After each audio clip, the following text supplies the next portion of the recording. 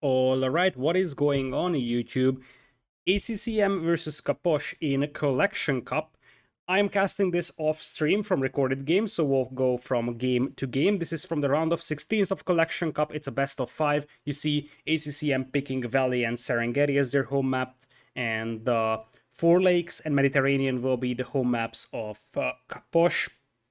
Berbers, Burgundians, Persians, Huns, Japanese available for ACCM after he lost Chinese to a snipe and he banned Lithuanians. And on the other side, Capoch banned Aztecs and lost Mayans to a snipe.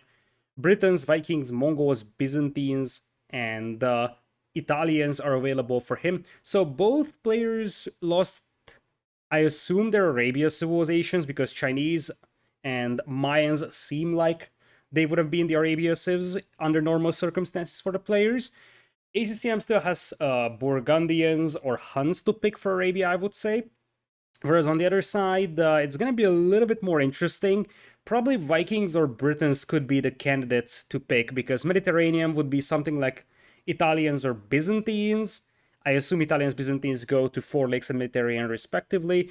Then you probably pick something like Mongols on Valley, or it could also be for Serengeti, and then go for Britons on the other. So yeah, we might end up going for Vikings after all on Arabia. Whereas on the other side, as I said, I think Berbers is a Serengeti style civilization. Persians is going for one of the hybrid maps. Huns could be the Arabia pick, with Japanese still available for Four Lakes or Mediterranean. And then Persians, as I said, is for the other hybrid map. But let us not go any deeper into that, as we will jump into game number 1. Once again, it's going to be recorded games, but that just gives us a bit of flexibility with the chance to rewind things, with a chance to even fast forward if we actually need to. And yeah, we're not going to have a lot of downtime in between games either. We're going to have Capoch on the south as Yellow Vikings, and to the north it is going to be Huns for ACCM in blue. So two of the more predictable civilizations after all here for the two players. So for ACCM, he has berries on the front, not so super safe. The gold mine is border case because technically it's defendable if you wall like this and then wall like this. But it's not super safe, especially if you don't end up walling to this wood line, which may go unscouted by ACCM because it's quite far out. And if he doesn't scout this, there is no motivation to wall in front here, and he might have trouble protecting this gold mine. He has this one, which is also reasonable, so walling like this would allow him to use this gold mine nice and safe. Other side, looking at Capoch, he's got a borderline decent gold mine. I guess it depends on how he's walling, and it would make some sense to wall to this cliff here on the left, probably, if you have this gold mine over here, but there's a chance that he won't do that, and he will just go for the wall like this. Right side of his base, he's got a huge amount of minerals clustered all together, so two of the secondary gold mines and two of the stone mines are relatively close, and the berries are here as well. This would be an absolutely amazing tower spot by ACCM, but it's very unlikely that we're going to see that one happening. Free on wood only for our blue player, which means that we're probably going to see scouts from ACCM, whereas on the other side, no surprise about 4 on wood for the Vikings. I think Vikings against Huns, they probably want to play fairly defensive gameplay, so build walls as they have a much slower army, especially starting Castle Age.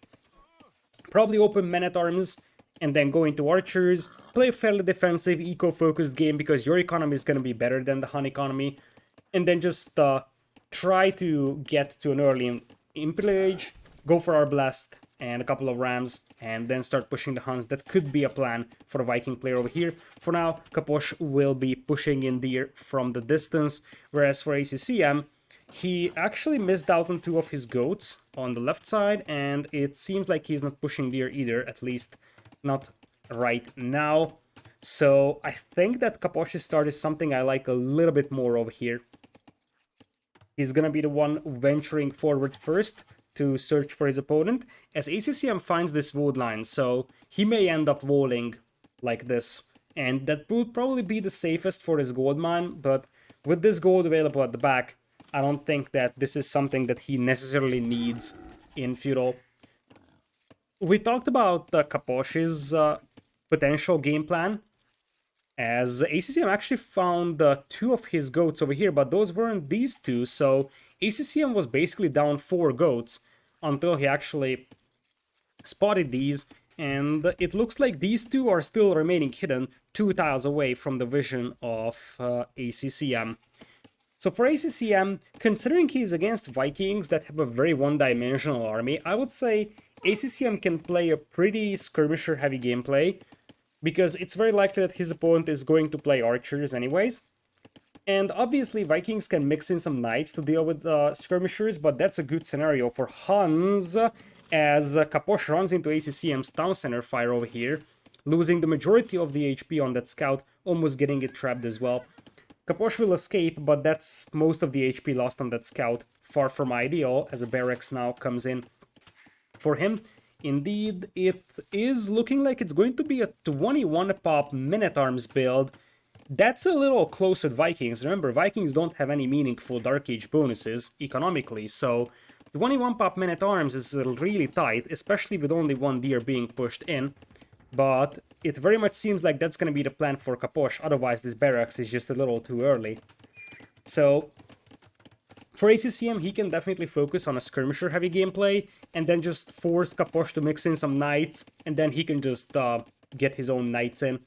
ACCM, as I said, is down 2 sheep, because he has not found his own, and indeed, Capoch is playing a very, very tight build over here, 21 pop Men-at-Arms.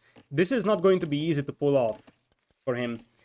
He actually decides to go for this gold mine, and you see, looking at this house, it's very likely that he's gonna go all the way to this cliff. Chances are that the archer range will come up here close to the gold mine, so it adds some protection to it. ACCM will spot the flags on the barracks, so he knows exactly Men-at-Arms are coming. So he's gonna preemptively wall his berries, and the barracks is also coming out here. It's kind of in the middle of nowhere, to be honest. Not sure what exactly this barracks is gonna do. It would have been slightly better to have it somewhere around over here or here, so that you actually start walling your base with it. So this is a somewhat underwhelming barracks spotted. Anyways, I really like that Capoch is opening Men-at-Arms here, because it's probably the best way to deal with Scouts openings, because Scouts will struggle quite badly against Men-at-Arms in terms of trading. They trade pretty poorly against Men-at-Arms, so even if you can't kill any villagers, trading off Men-at-Arms to Scouts is at least an acceptable trade for a Viking player. ACCM actually walled off this wood line, but the real danger comes towards the other one on the left, as the militia start marching closer. ACCM has the walls up already, and he's gonna react just in time, so the militias will not be able to bash their way in, and now they will be upgraded to Men-at-Arms. These are also Viking Men-at-Arms, so they have 50 HP, as ACCM, on the other hand, considering that he was faster to Feudal Age as he was doing a Scouts build, he was able to chase down Capoch's scout, so now it is a scout down for Capoch, and it looks like ACCM is not even going for a Scouts build. It very much seemed like he was going to do that, but it looks like he's gonna end up playing archers after all, which does make quite a lot of sense if you think about the fact that he will need to add skirmishers anyways, and the archers will also be a much better response to the Men-at-Arms that his opponent is having over here. So, for now the Men-at-Arms won't be able to do that much damage, but they will idle the villagers on the hunt. ACCM also managed to grab Horse Color while doing this build, which is pretty outstanding for an archer build. Being able to have that is a massive advantage over your opponent, and as you see, Capoch, he doesn't have a single economical upgrade. I did mention that 21 pop Viking Men-at-Arms archers with only 1 deer is a very, very tight build, and you can see the result. No eco upgrades for Capoch over here. We'll have a blacksmith coming in as well for ACCM, so he wants to be aggressive and press on with this one. There is already a couple of archers and skirms back at home as well for Capoch, as he has a blacksmith as well. But he can't really afford fletching right now, so sure enough he has the blacksmith, but he doesn't actually have the resources to afford the upgrades on it. I don't think that ACCM knows that he actually has way better eco upgrades than his opponent, because otherwise he might not go this aggressive, because currently he's moving out pretty aggressive over here. Fletching now coming in here for Capoch. ACCM has not grabbed it just yet, as he is going to find a villager to harass here at minimum. And I guess for ACCM, the goal here would be to just stay as annoying as he possibly can. I like how Capoch is splitting his army here. 2 skirms going back to deal with the archers, and Capoch will send forward the 3 archers. He also finds ACCM's sheep here, but I like that he's not chasing with the entire army. He's just chasing with 2 skirms, as ACCM will be able to yoink 1 villager before losing the scout. That's nice value there, but he might get retaliated immediately, as ACCM's wood line is gonna get pushed by Capoch's archers. Capoch might get a villager kill here. I think he will. Yes, he will. So that's actually 2 eco killed now by Capoch, because he's also finding villagers here. Disaster for ACCM. Absolute disaster. ACCM completely forgot about those men-at-arms, and those are some very, very painful losses there for ACCM. It's one thing that you lost a villager on the wood line, it happens, but 3 villagers down here on the hunt, and it very much seemed like ACCM completely forgot about those men-at-arms, and that still seems to be the case. Because these men-at-arms are absolutely rampaging his eco. He's lucky to have this villager survive here, but that is an absolutely amazing lead now for Capoch. Because remember that Vikings already have wheelbarrow, so 3 villagers plus wheelbarrow advantage is nothing to be ashamed of for Vikings, despite the fact that Capoch was later with double bit accent, he doesn't have horse color. Still, these man-at-arms actually get a very, very good value for themselves after all. So, looking at the resources, the 2 players are both sort of even right now, but Capoch has a lot better food economy right now. 13 farms already with wheelbarrow, whereas on the other side, ACCM, he does have 13 farms as well, but no wheelbarrow just yet for him. Defensive upgrade coming in for our blue player here, for his skirmishers, as Capoch, that's a mismanaged army over there, but he might find a villager here. This is a very low HP vill, and it looks like Capoch will not actually take that fight. This is so weird for Capoch. This villager could be dead by now, and she might end up being dead. That's a missed opportunity for our yellow player there. That would have been a villager kill if he actually focuses it down earlier. For now, ACCM is gonna hold with 4 skirmishers. Let's see the answer from Capoch. Looks like he's just gonna play with his own skirms, goes for a second range just now, something that ACCM already has. As these men-at-arms are luring this archer all the way into a trap so that the skirms can deal with that. That's a nice move from Capoch over there, so that ACCM is chasing, and Capoch just wants to make sure he can get 1 or 2 archer picks here for the HP of his men-at-arms. Box formation for ACCM coming in with all those skirmishers, but the damage that they could do is very limited. It's just a couple of skirmishers and 2 archers. Meanwhile, Capoch is focusing a lot more on getting up to Castle Age. He has not gotten +1 defense for his archers, as he tries to quick wall this one. That actually works out. That's a very, very nice quick wall there from Capoch. This house is still pretty weak, but it definitely buys some time for Capoch, who's gonna send back his army here to deal with this aggression, as this actually is a very, very nice defense from him. A lot of these villagers are low HP, but none of them are actually killed, and that is massive value there for our Argentinian player, as the army of Capoch is coming back. Now that he has clicked up, it might still make sense for him to grab +1 defense, so that he can actually take a reasonable fight against those skirms and archers that already have it, as quick walls won't really stop the skirmishers, so that's not gonna be enough here for Capoch. He's got some skirms inside those ranges, and I think he's just waiting for the opportunity to pop them out. And this army might easily find itself trapped in here, as indeed that is the case. This fight is a little bit premature for Capoch, because he doesn't have +1 defense, which means that he's pretty much going to let these skirms slip away. For the time being, it looks like he's going to focus on taking down these archers, but ACCM will run back as well, and ACCM is doing a very nice job just splitting the attention of Capoch. The weird thing here is that Capoch doesn't need to send all his skirms to the left side. He needs like 3 of them over here, and that should be able to keep the archers at bay. Meanwhile, Capoch is massing archers inside those ranges, so he definitely wants to continue with crossbows in Castle Age. And he's gonna send them forward. ACCM still hasn't clicked up, which means that while this pressure is actually pretty outstanding from ACCM, Capoch will be up to Castle Age soon, and crossbowmen will definitely be a devastating force here for him. Plus, he's gonna have handcart, which is gonna be an additional beauty for the economy of Capoch. I think he's going for this wood line. He wants to loop all the way around. He might get unlucky and bump into ACCM's goat, so ACCM might actually spot this. But nonetheless, Botkin Arrow coming in first alongside Crossbowman for Capoch, and there's a chance we're even going to see Elite Skirm from him. And he's gonna patiently wait until he grabs the upgrades, and then he's gonna move in because he wants to maximize the damage output. ACCM is still doing quite a lot of damage here on the eco of Capoch, forcing him away from this wood line. As the crossbow now reached the wood line of ACCM, another villager goes down. Huns are Huns for sure, but losing that many villagers is not something that they can necessarily come back from. ACCM also apparently makes a defensive tower on the gold mine as a reaction to those crossbows, which is going to delay him at adding town centers. This is already a beauty here for Capoch. Look at this. So many villas are going down, even more idols, force a defensive tower. That is absolutely amazing value for merely 5 crossbows.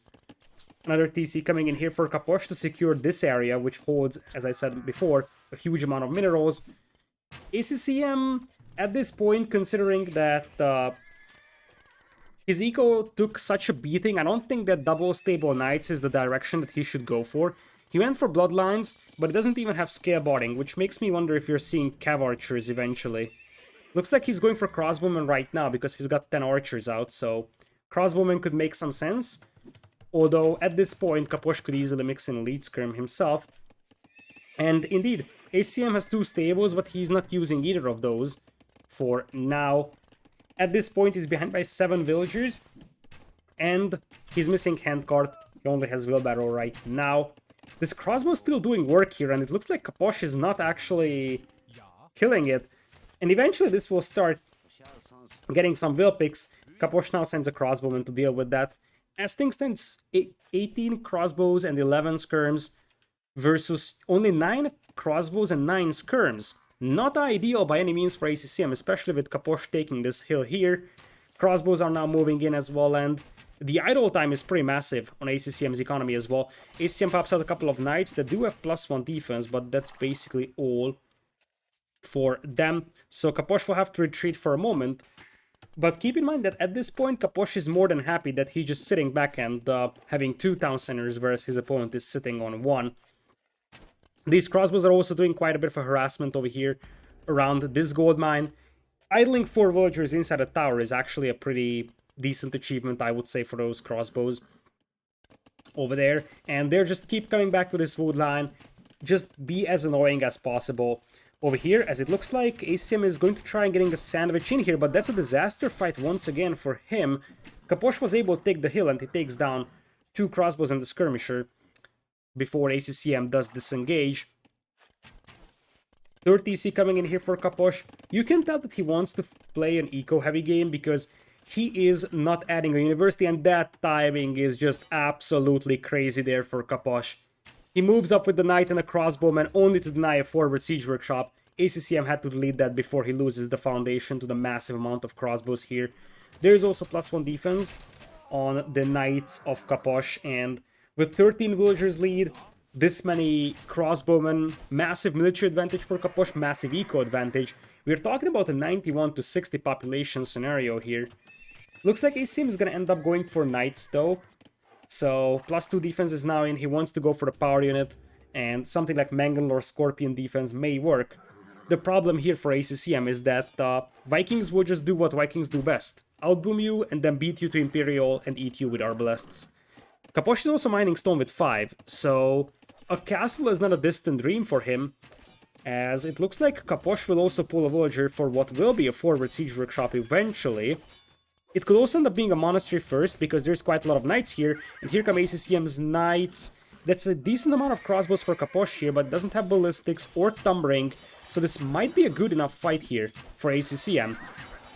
At this point, Capoch needs to use those skirmishers as sort of meat shield to allow the crossbowmen to shoot from the back and just let the skirms die to the knights, and then use the crossbows. And it looks like ACCM's patience here with the knights actually pays off. He's going to have a very, very nice counterattack, destroying the entire army of Capoch here, and suddenly Capoch is down to 14 crossbowmen.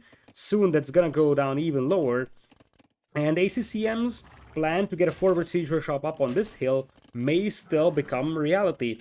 Meanwhile, though, the problem is that despite the fact that ACCM is getting some nice fights in, he once again forgot about an army here. This army has, I think, looped around on the right side or so, because this is not the army that was here 2 minutes ago. That got cleaned up because it had a skirmish range and less crossbowmen.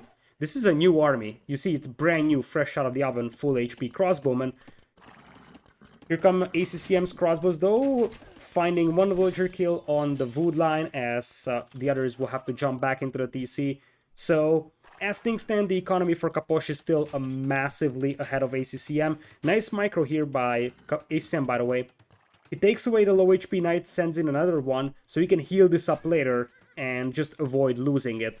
Still, though, this is the army I was referring to before. 2 crossbowmen, 1 skirmisher. That was the one that was around, like, 10 minutes ago, and it's still here doing the harassment. That is exactly what is delaying ACCM here really heavily, and ACCM himself is going for a couple of knights, although he's missing +2 defense. Capoch's economy is very, very unbalanced, by the way. 1700 gold in the bank, only 13 on food for 3 TCs is very underwhelming for him, so he definitely needs to do a better job at balancing his eco, as he's now raiding the gold mine of ACCM, the only gold mine that he was confidently taking, by the way.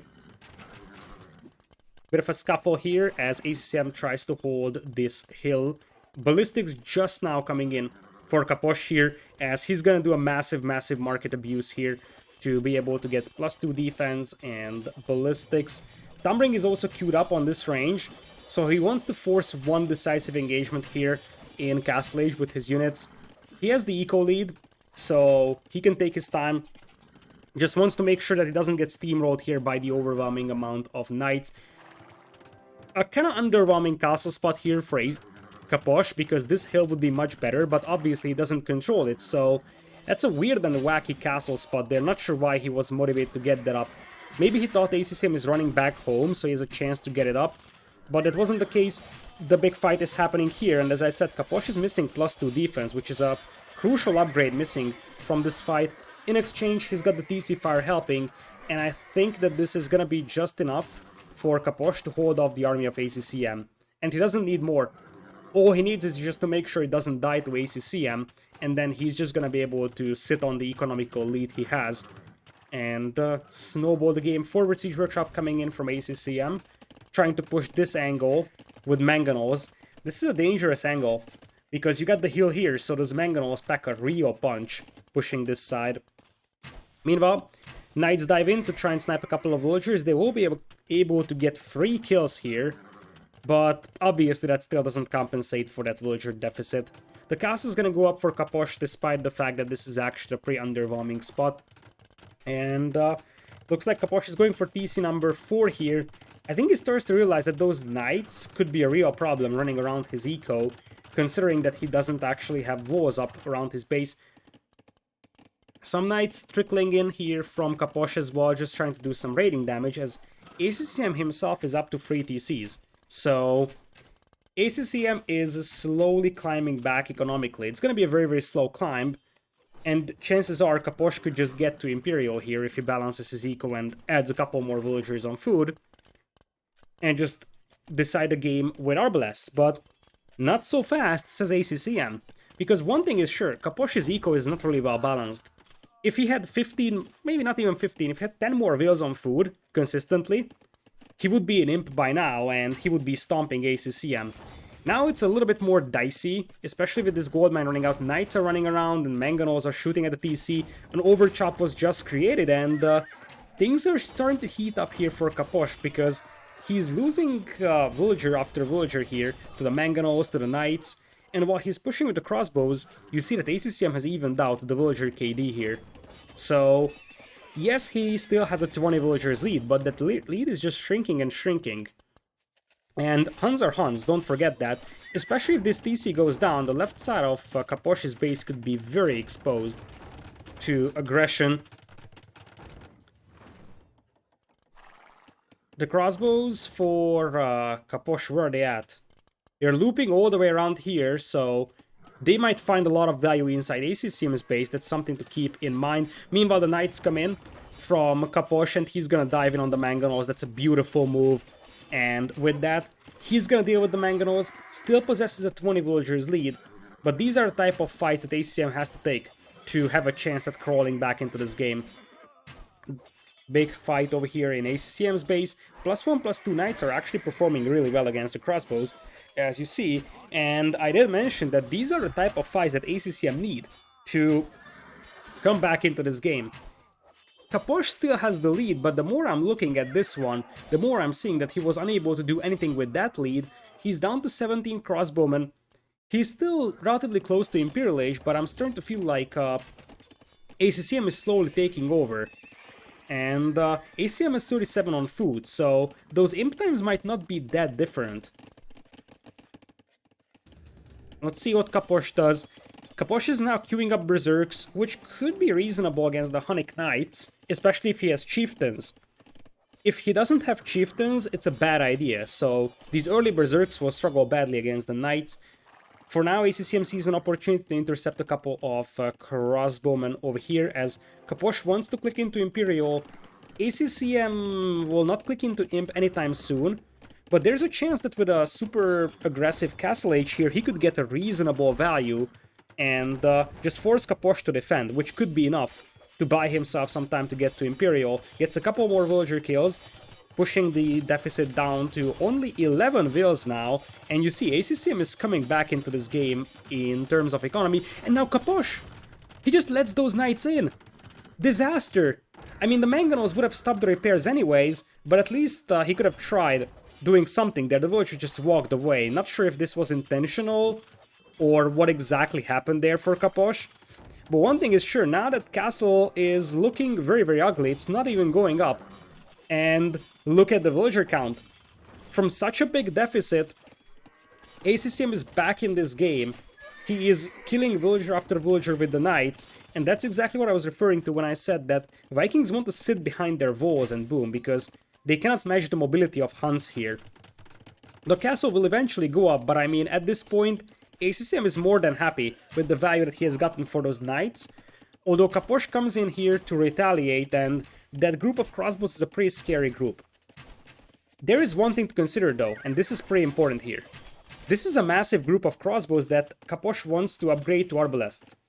But if ACCM takes this fight in the next 1.5 minutes or so, this army is gonna go down and Capoch will have basically no Imperial Age army. ACCM still struggles with gold control though, because his gold mine is getting pushed here. But this is the moment of truth for ACCM. Taking this fight would actually help quite a bit. Just destroying this army here buys himself quite a lot of time as he tries a defensive castle on the right to protect his right wing and his gold mine. Here come the knights, and as I said, this is the worst possible scenario for this army here for Capoch. He wanted these to be Arbalests, but that's not gonna be the case. He still has more, but obviously losing half of his army before it gets upgraded is always bad. So half that army is gone, and the other half is also gonna get cleaned up. Bracer on the way for Capoch, as the castle is likely going up. That, once again, is gonna buy some time for ACCM, because one thing Capoch doesn't have right now is siege. He doesn't have any rams, he's just gonna start popping out trebs. So there's a window for ACCM until which he can actually just sit behind castles. ACCM is also trying to bash his way in with a couple of knights just to open up the left flank of Capoch and get some more raiding done, but as I said, the key thing here for ACCM is sitting behind defensive castles, town centers, until Capoch brings in the artillery. Now, these crossbows, soon to be Arbalests, are still here and harassing ACCM's eco, and the other group of Arbalests are definitely motivated to move in. Capoch is playing with fire here. If there was a Mangonel that was just about to be finished, it would have popped out and destroyed this entire army, so Capoch needs to ensure he doesn't get this army hit by a Mangonel, as ACCM will find another group of villagers to kill. If ACCM gets to Imperial and gets Cavalier with +4 defense, I think he's gonna take over this game, but until then, Capoch is able to massacre villagers here. That's an absolute slaughter. What is ACCM doing? He's not looking here, and he's losing villager after villager. That was like 15 villas killed there. The other side also had quite a lot of villager kills, so the KD is still relatively even as a Tarkan pops out for ACCM, and This could be a mistake for Capoch. He doesn't really have the Arbalest to stop these Knights, and indeed, the Knights will pop out and they will take down the Treb, or at least that's the plan. Villagers are relentlessly repairing, but it's just gonna be a futile effort, and that castle isn't going up for Capoch. Trebs are down, villagers going down as well. Arbalest marching straight into ACCM's base here though, as a castle is gonna help contain them for the time being. Both sides with heavy villager casualties. Capoch, overall, he actually killed less villagers despite all these good raids with his Arbalests. Light cavalry coming in for ACCM. He kind of feels like he's gonna have trouble with the gold, so he's gonna start adding that. And there is technically an opening on Capoch's walls on the left, so ACCM could definitely get some raiding damage in. +4 defense coming in for ACCM immediately upon reaching Imperial, and I would say that Darkens would be something to consider here for him. Because getting Marauders and just pumping out Darkens might be slightly better than waiting for the Cavalry upgrade to come in. And Darkens also train faster than Cavaliers would, so it would actually give him a bit of a chance to mass an army a little faster, because he's in the desperate need of an army. 11 army against 61, and he just keeps losing villagers. Look at this slaughter. 52 kills on villagers by Capoch, 58 by ACCM. Most of this damage is done by the Arbalests here, and they are just annihilating the gold income of ACCM. +4 defense is in. No Cavalier, however, for our blue player just yet.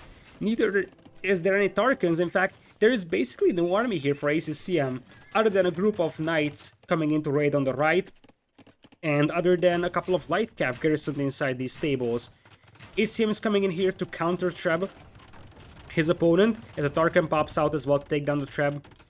Remember that Hunnic Trebs are actually more accurate, so they can take down the opponent's Trebs pretty easily, unless the pathfinding freaks out and this Trebuchet finds the wrong way. Oh, that hurts so badly for ACCM. This Treb was much needed on this hill to take these down. Counter raid coming in here from our blue player to get some sort of damage here on Capoch's eco. The economies are now completely even. The problem is that ACCM is just not in the possession of an army. He has 8 Hussars, 8 Knights, that's it. Versus 75 army, most of that being Arbalests and Pikemen. Although I'm fairly certain that the Pikemen are missing Chieftains at this point. Capoch, by the way, also has the neutral gold mines under his control, or at least the one on the right side. The left one is uncontested. So Capoch is really not on a timer to fight this one. More Hussar on the way for ACCM. He really feels like he's gonna have trouble with the gold, as those Arbalests will just keep marching into his eco, picking off his gold miners on both sides, really. Capoch, on the other hand, is floating quite a lot of food as ACCM loses his castle over here. Now the Hussar jump on these Arbs though, and that's quite a lot of Hussar over here. Capoch is not really going to be able to fight this one. He's going to try and regroup with the Pikemen, and that might save some of those Arbs, but that was definitely a decent fight there for ACCM, as he's gonna go full Hussar now. By the way, as far as I know, as I said, these are recorded games, as far as I know, there was a drop in the first game, so we're probably going to see at some point a save and restore. So the capture is gonna say someone was victorious. Don't believe that. There is gonna be a restore at some point. Chieftains just now coming in for Capoch, which would basically mean that Berserks from now on would be probably the best solution for Capoch. Berserks would eat potential skirmishers that could be fielded against the Arbs and the Pikemen. Berserks would eat the Hussars as well.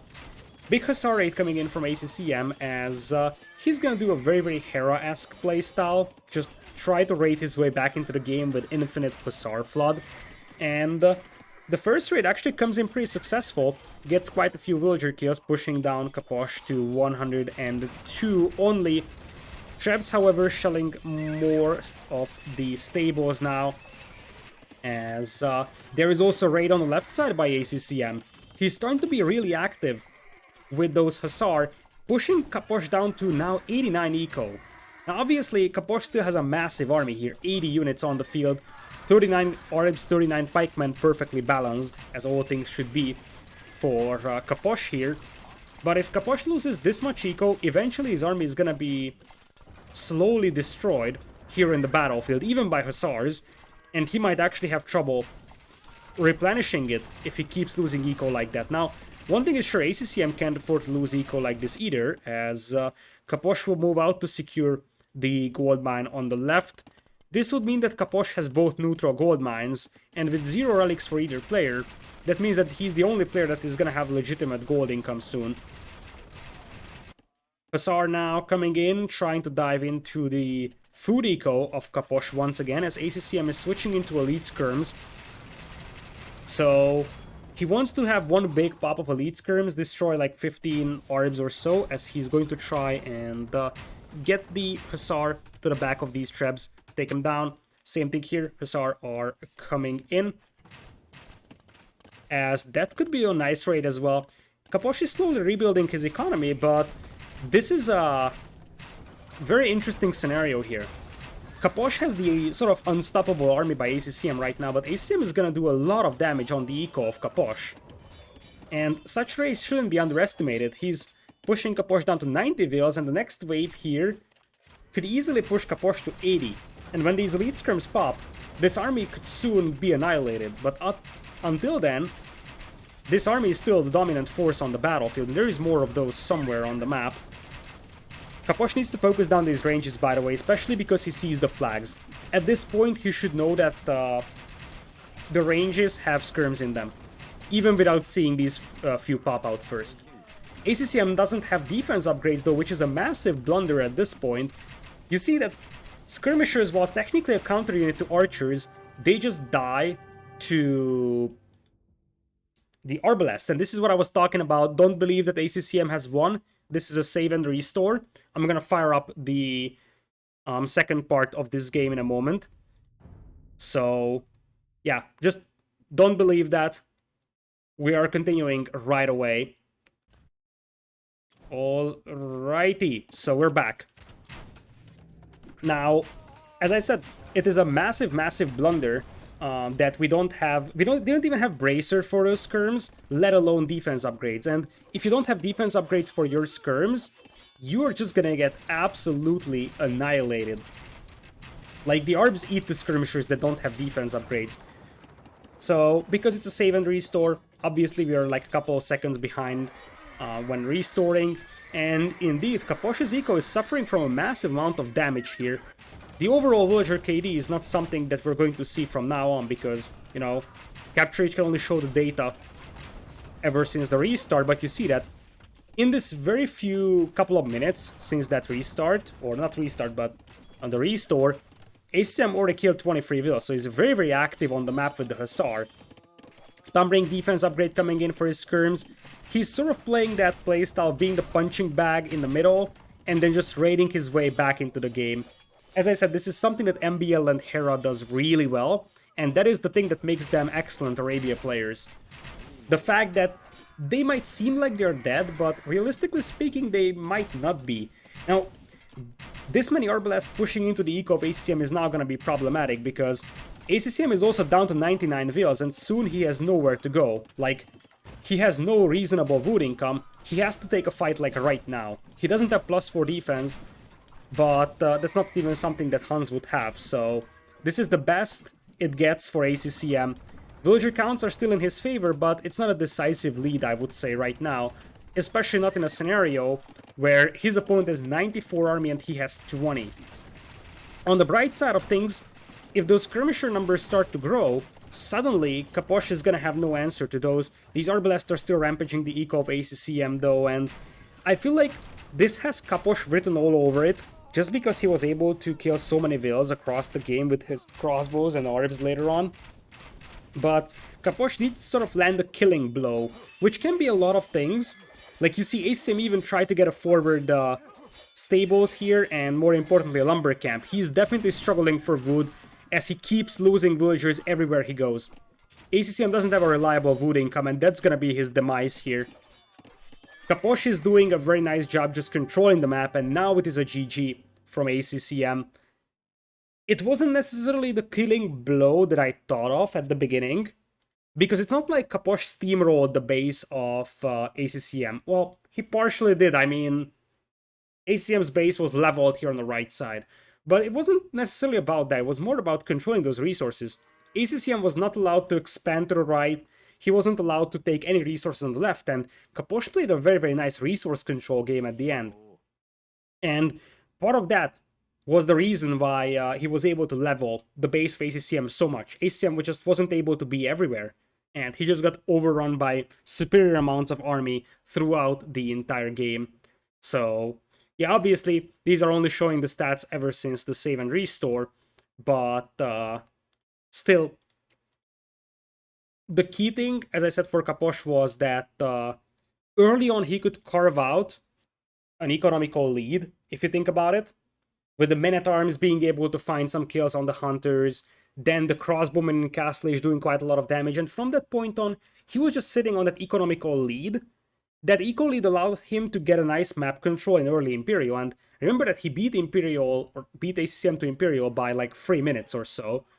So that was something that allowed him to get map control, trap down castles, and just basically corner ACCM within his base.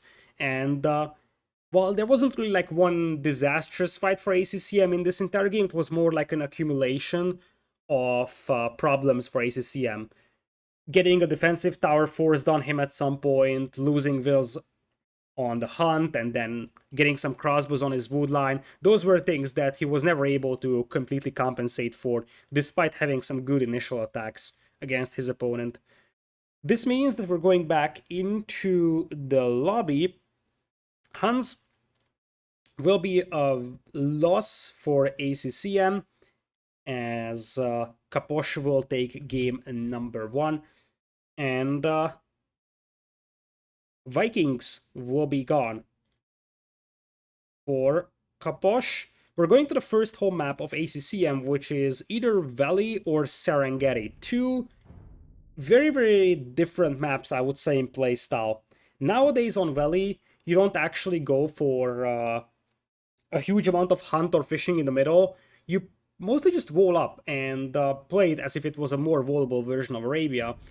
It is going to be Serengeti though, and we are coming in to a Britons versus Berbers matchup. Once again, Capoch is in yellow on the left as Britons, and right side is going to be ACCM as a blue Berbers in this one. So Serengeti is basically a much more open and aggressive version of Arabia, or at least that was the concept behind it, although we have seen just full wall booms in previous sets before. One notable difference is that you only have one elephant to hunt, and because of that you are going to have to push in some of your huntables. It looks like ACM is going to have a lucky start here because he's got some ostriches close by and he also has some zebras close by. The zebras are guaranteed because they are basically what compensates for the lack of second aggressive huntable, but I don't think that the ostriches are always guaranteed. Usually they're close by, but they could be further apart. They are basically the equivalent of deer on Arabia maps, whereas as I said, these zebras are more like representing your second boar, like altogether. Looking at the bases of Capoch, over here, he's got a very, very nice and well-defendable base. The gold mines are pretty disastrous, both of them being on the front, and so are the berries, but the rest of it is very nice. He has two pawns that allow him to wall pretty easily. He's got a wood line that's pretty safe over here, another wood line over here, a nice baobab wood line over here as well. All of this make it a very well wallable map early on. As I said, the lack of gold could be troublesome, especially for Britons, but even with a defensive tower on this, I think his base is going to be very, very good for Serengeti standards. And remember, he's Britons, which is a slow civilization for what is technically a very open and aggressive map. So the fact that he has a moderately defendable base definitely helps him. Meanwhile, for ACCM, his berries are nice. Gold and stone at the back also works. His left side is a little open, but I would say that this map is pretty well defendable for ACCM. As well over here, he already pushed in two ostriches and now he is pushing in the zebras. He's only 3 on wood, so it's likely going to be a scouts build here for him, and 4 on wood for Capoch. is pretty standard with Britons. Speaking of Britons, we could see a Man-at-Arms opening just like in the previous game for Capoch, because if you think about it,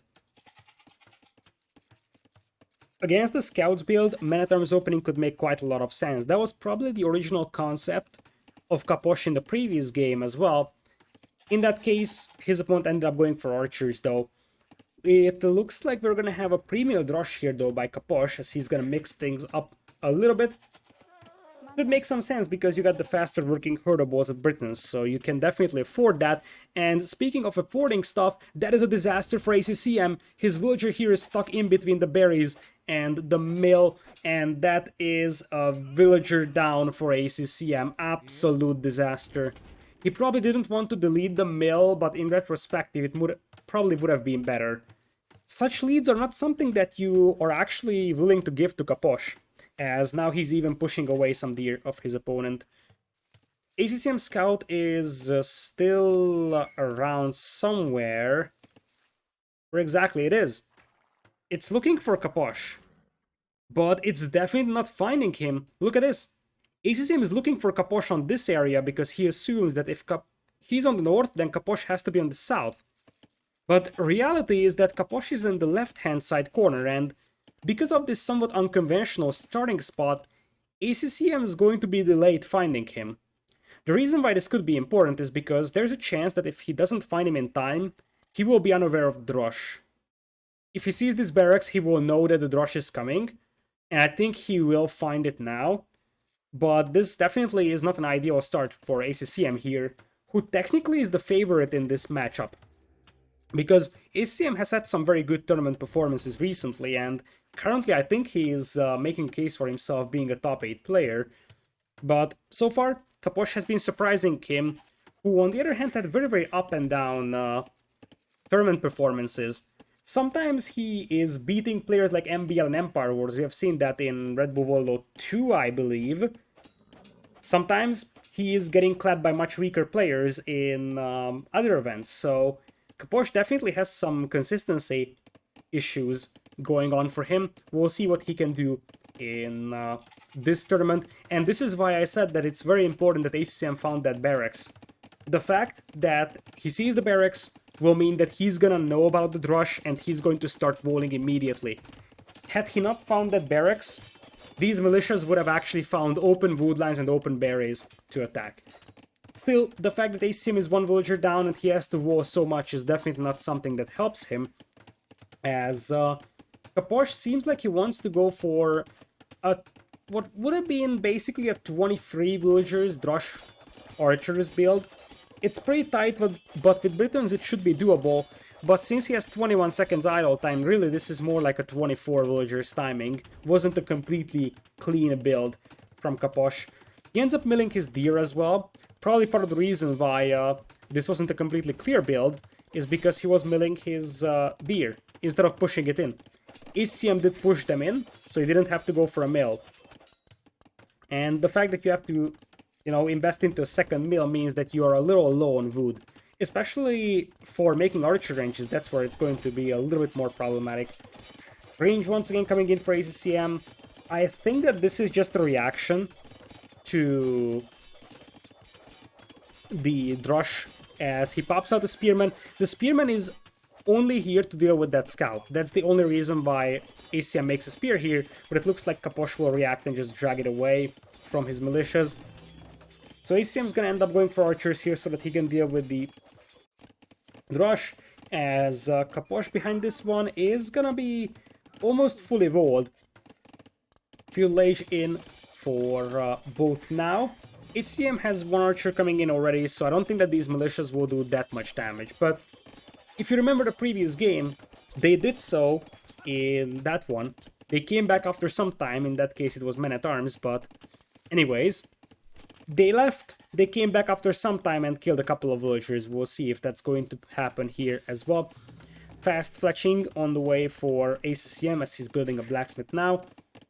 Obviously, because Capoch had to make a second mill, he is not going to be able to afford the blacksmith just yet.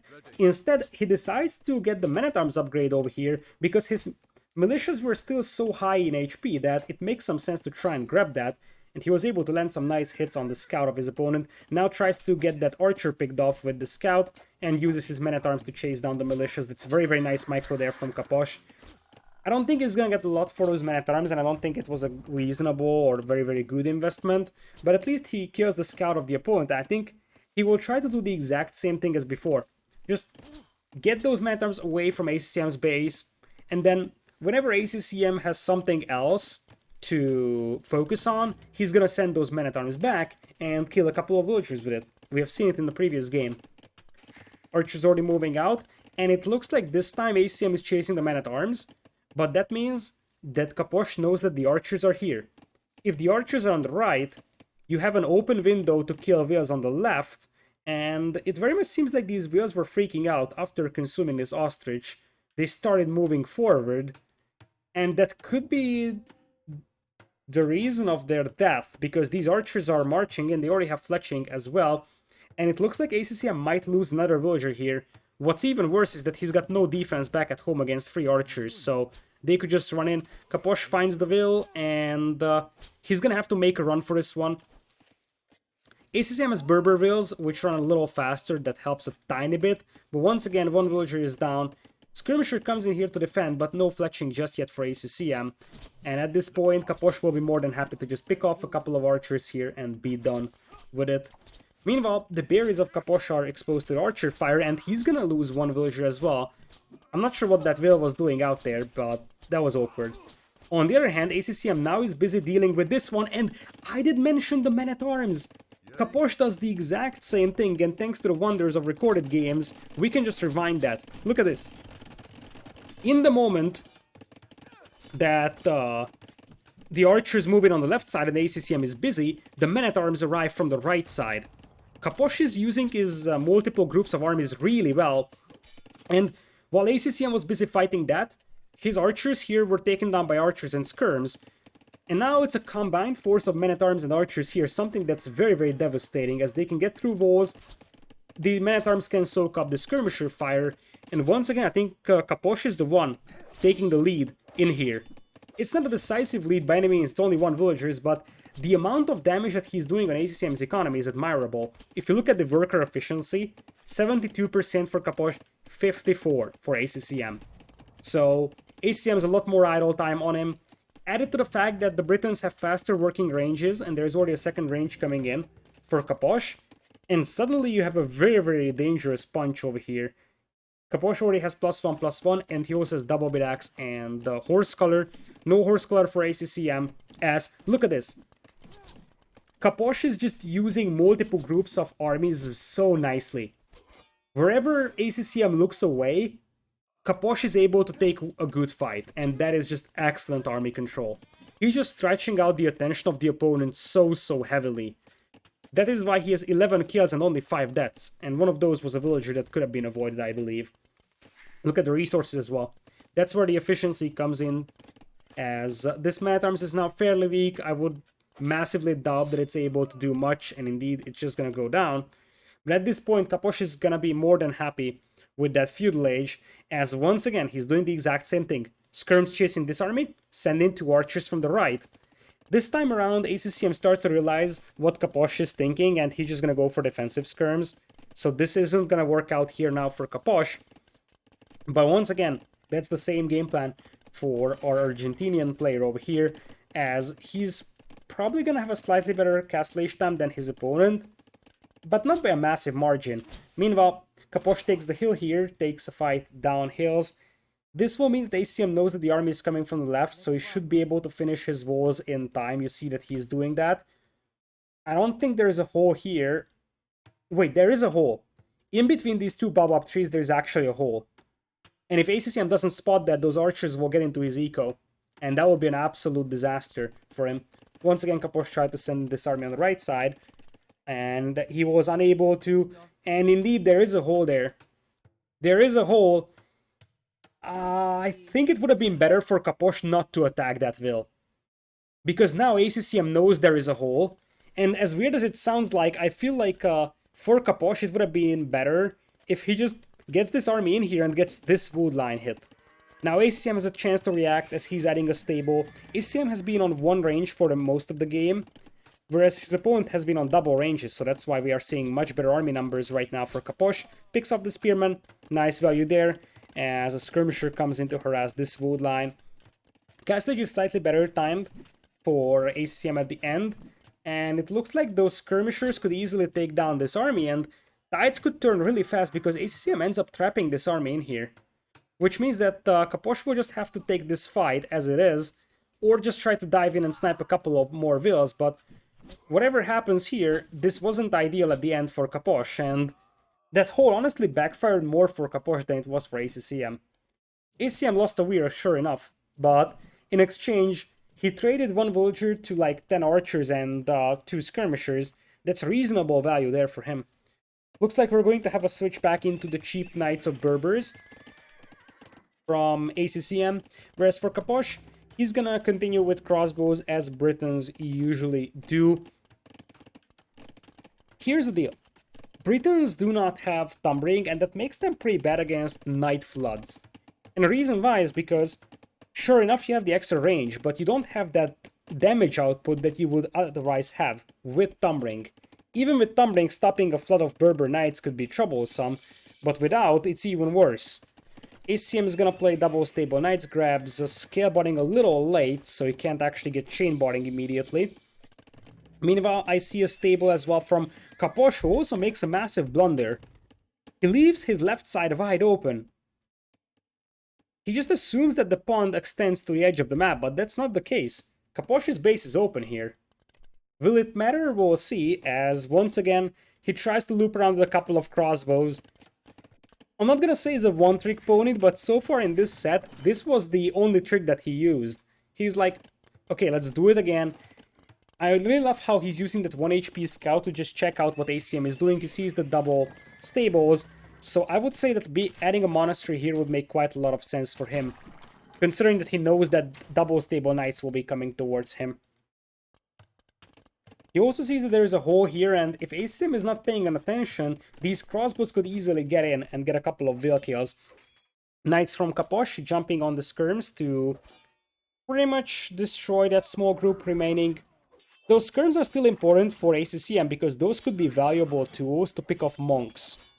And if there is no range unit here from ACCM, then those monks could easily convert the knights. And as I said, there was a hole here. Bit of a misplay here by Capoch because he actually patrolled his army in, but it bumped into a wall. If he actually just moves in with no attack stance and just manually controls them in, I think he would have found that hole. That wasn't the case here, so the crossbows will go down. Nonetheless, at this point, Capoch is capitalizing on the cheaper Briton town centers, as he's mixing in quite a few knights actually, even grabbing forging for them.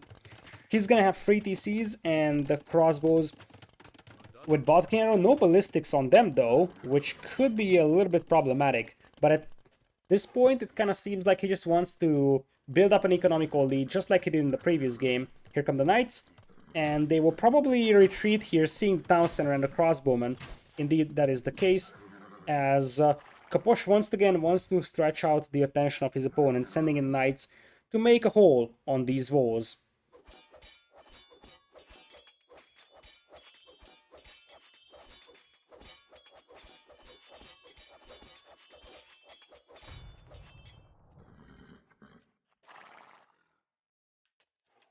The knights...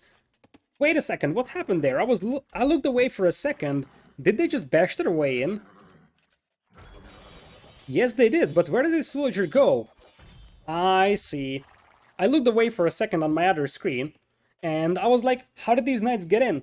But that's how ACM just sent back the villager, because he probably realized that he wouldn't get there anyways, so might as well just try to make a run for the TC so that he at least doesn't lose the villager. 4 knights inside your eco is not the end of the world, but we have seen how successful Capoch can be if he can stretch out the attention of ACCM, and that's exactly what he's doing. Just forcing ACCM to chase with a big group of knights as he tries to trap Capoch's army. He's gonna do it. He's gonna do it, but Capoch ends up killing the Vil and then taking down the wall, I believe. So this was excellent value there for Capoch. A villager dies, and the knights are still all alive, and he can heal them up. And also keep in mind that this group of crossbows was able to harass this wood line a little bit. They weren't able to actually win any fights over there or kill a lot of vills, but they were able to force some idle time there, which is, again, valuable for Capoch, who's building up a big eco lead. Now, on the other hand, this group of crossbows could easily get surrounded here in the middle of the desert, but it seems like that's not going to be the case for the time being. Monks are here as well to support, and I'm not sure if this is a good fight here for ACCM. In fact, I'm fairly confident it isn't. It looks like he's gonna commit to it nonetheless. Knights with +2 defense in for... or at least that's a converted knight with +2 defense. The standard knights of Capoch don't have bloodlines and they only have +1/+1, but as I said, I'm not so confident at ACCM diving into this fight over here.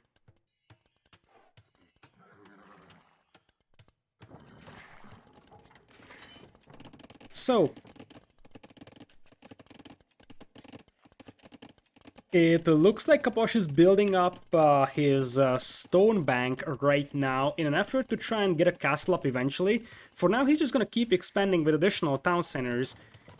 One of the reasons to think about picking Britons here for this map is actually cheap town centers.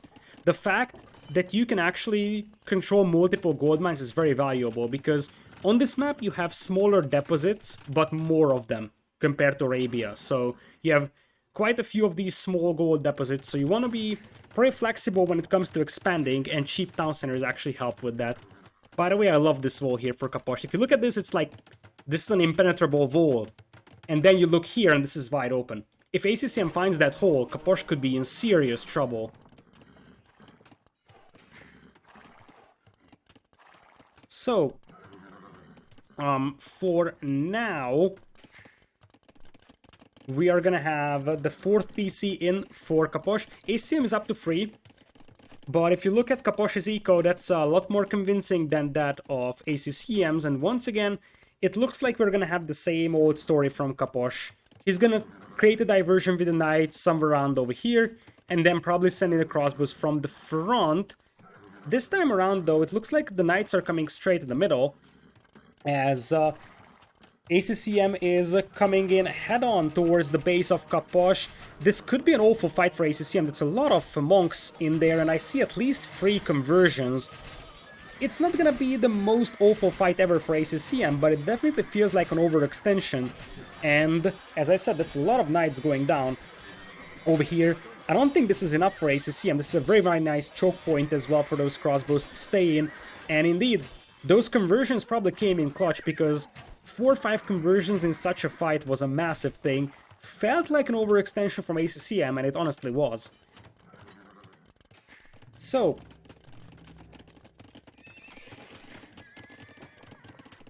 we're gonna have almost enough stone for Capoch for a castle.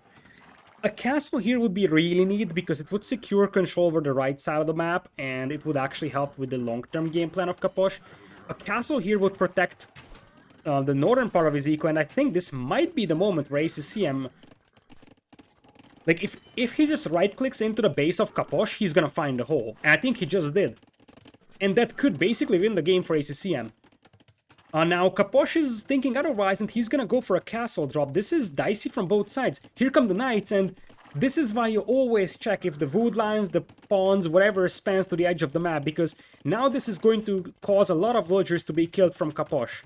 Will it be enough, though? Because he's dropping a castle. It's also a little bit awkward that he didn't send any force to accompany these villagers building the castle over here, but that is indeed a huge amount of villagers dying over here from Capoch.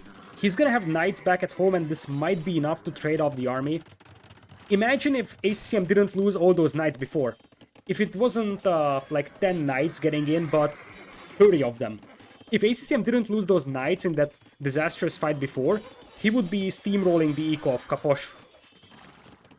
On the other hand, right now, considering that Capoch has some knights over here with adequate upgrades, I would say some of them have been converted from previous fights before. He's gonna be able to hold this one, and he should have no trouble cleaning this up. And now Capoch has a decisive lead, 59 army compared to 14.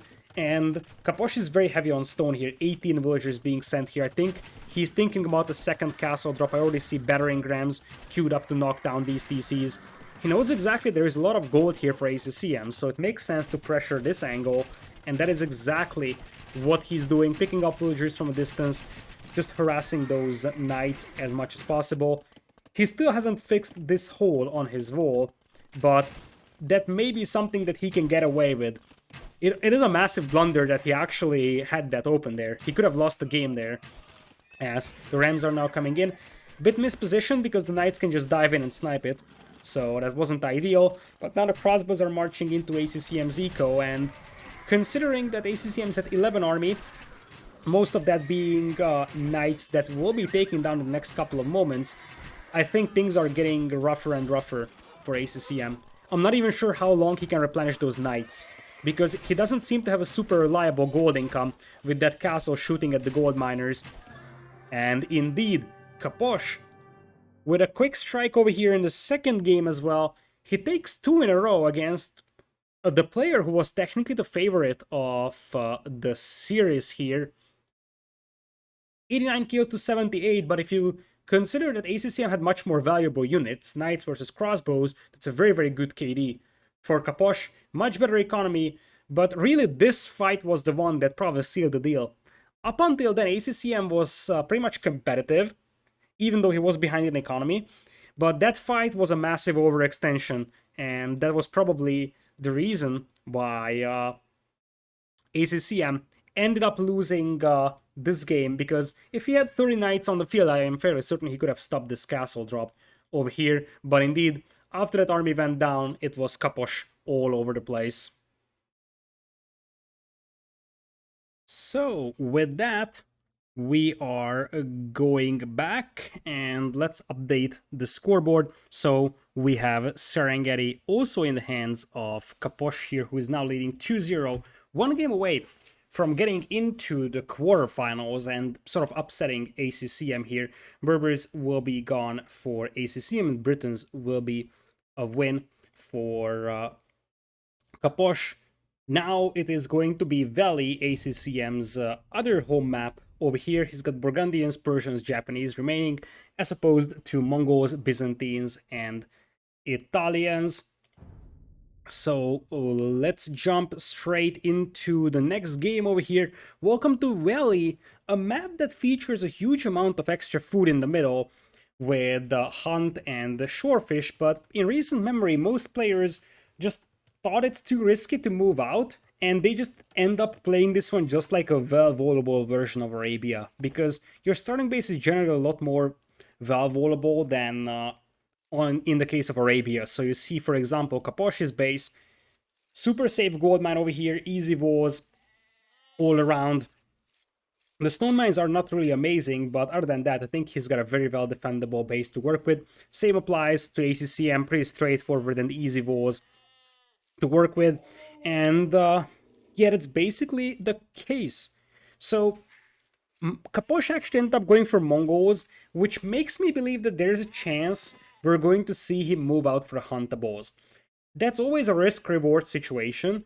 If you can move out and get some extra food there, especially with Mongols that hunt a lot faster, that could be a massive advantage. On the other hand, it's also pretty risky, because your opponent might open Man-at-Arms or Drush and just kill a couple of your villagers, and suddenly you're in trouble. So there's a massive trade-off with moving into the middle, and that's why we have seen most pro players just ignore the middle in many cases. So for now, ACCM is going to be playing Burgundians, which is a civ I like quite a bit for this map in the context of not moving out to the middle. So if you don't move out to the middle, this map is very well defendable, which means you have a civilization that has an insanely powerful economy as things stand, and a very well defendable base. That's always a nice combination. The problem with Burgundians is that they have absolutely no answer to Mongol late game. So the Burgundian player is going to have to be very aggressive over here, potentially press on matters with Cavalier in Castle Age, and just ensure that the Mongol player has no chance to get to Mangadai, because once they get to Mangadai, there's just nothing that the Burgundians can do to stop that. Even though we have to consider this map doesn't have a huge amount of mobility factor involved. That's an awkward looking house there for ACCM. That's Capoch actually. Alright, I guess. That's very, very awkward looking. I mean, there's a chance he doesn't want to move out all the way to here and doesn't want to wall like this, but it definitely sort of blocks an otherwise perfect lumber camp in the future. So, this map doesn't have to have a lot of mobility for your civilizations, because if you look at the resources, most of them are close to the players. The neutral gold here for Capoch, for example, is still relatively close to him. Same thing for ACCM, this one is over here in the far right corner. So, really, if you look at the left side of the map, it is just wood lines. So, you don't need a huge amount of mobility for this map. Still, I think Burgundians could struggle quite a bit against Mongols once we get to like late Castle Age, early Imperial. We will have 3 on wood only for Capoch, so that implies a Scouts build. It looks like he's not moving out for a hunt just yet, but that may be part of the plan. Maybe the idea is that he wants to control the map with fast scouts and then move out to the middle, and that could be a good idea. So he feels like, oh yeah, it's too risky to go for Dark Age hunting, so might as well just go for fast scouts and then go for the hunt after that. Looks like Capoch has eaten a lot of TC fire because guess what? He has lost a bunch of HP on his scout and ACCM still has his own scout intact. So that must have been TC fire if I'm not mistaken. Wall is coming up for ACCM already. He has double bit axe but no horse color just yet. He doesn't even need horse color at this point. Double bit axe is what he needs first. And indeed a 19 pop feudal for Capoch is coming in for what will be a scouts build eventually. So in this case, you probably drop a barracks here or so, and then, as I said, I think that barracks stable here could have made some sense and then just wall it like this. Looks like Capoch will go for some awkward walls. I think it actually takes more effort to wall off like this crossing rather than walling here. Even if it's a little bit further out, I think that could make more sense for Capoch. Nonetheless, it looks like we have what is a sneaky villager here for Capoch. What's the idea? I don't think that this villager will be able to get into ACCM's base without being spotted. It's gonna be pretty tight. Don't tell me. Don't tell me he wanted to just sneak in and place like an archer range in here. Lady. Oh my goodness. Oh my goodness, this is gonna be a tower, I believe. This is gonna be a tower here. Or is it? For a moment I thought he would just drop a tower here and just try to deny that gold mine for whatever intentions he has, but nope, it was just a quick wall to prevent his villain from being killed. His scout has taken quite a lot of damage and I'm still puzzled on what this villager is doing. In fact, I have absolutely no clue. What is she up to? Is she trying to deny stone mines and maybe we are going to see some towers from some more villagers later, or is it just once again just quick walls? Capoch is trying his best to quick wall this, but this so far feels like a disaster, and in general I just have absolutely no idea what he's doing. Oh, nope, not happening. ACCM is reacting nice to the quick walls, and that's a villager down for Capoch. I have absolutely no clue what he was trying to do. Like, this kind of felt like this is just a sneaky villager coming in here, but I have no idea why that was the case. It didn't seem like he wanted to lay in the gold, it didn't seem like he wanted to lay in the stone. That was just confusing all around. And with such a tight build order, this is even more confusing, as it looks like this is a man-at-arms opening after all from Capoch. I have one clue, or like I have one idea on what Capoch might have tried to do. That's a very, very awkward thing, but maybe he wanted to use that will as a diversion. Like, you don't expect Mongols to go very, very fast feudal men-at-arms. And maybe the idea was that he brings a will and just forces ACCM to fall back to his base, so the men-at-arms go unspotted. It would be one of the most awkward ways of playing this, I'm not gonna lie. But one thing is sure. It didn't really work out, if you ask me, because the men-at-arms will still not be able to get in, and we're gonna have archers coming in here now. Here's the deal, however, as ACCM tries to pick off a weak archer over here, and he might be able to do so. That's a very, very nice value. for that scout over there. You are forcing ACCM to play skirmishers or even archers, and Burgundians don't have good skirms or archers. So I actually like the men-at-arms archers opening from Mongols against Burgundians, because Burgundians is a cavalry civ, so the fact that you force them to make archers or skirms is already a bit of a win. And if this is the case, I could have actually understood trying to lame the gold mine, and just trying to make sure that your opponent doesn't have archers against the men-at-arms, because skirms are good against the archers, but not against the men-at-arms. So it could make some sense to try and lame the gold mine. This would prevent ACCM from making archers, and that means that your men-at-arms will have much more freedom running around. This is a decent idea here from Capoch, although a very, very wacky and weird approach still. Anyways, he's gonna be able to do some damage to ACCM's economy. It's mostly just harassment, and it may still not be able to compensate for the fact that Capoch lost a villager, plus for the fact that ACCM already has Boso, which is a massive, massive eco advantage here.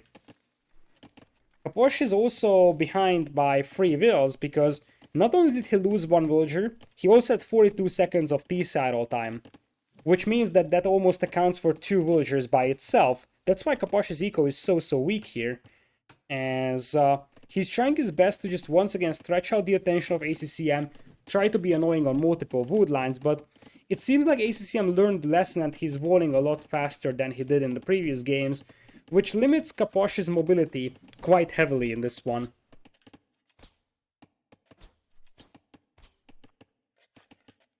So, archers once again coming in here, getting at the back of the wood line. It's gonna do some damage in terms of efficiency, but it's not going to be a huge amount of damage done, that's for sure. So, still, this is probably the best thing that Capoch can do right now. Just be as annoying as it can possibly be. Try to decrease the efficiency of ACCM's eco, because otherwise ACCM will just outboom you. And so far, the plan is working for Capoch. This is match point, by the way, so if ACCM ends up losing this game, he's gonna be out.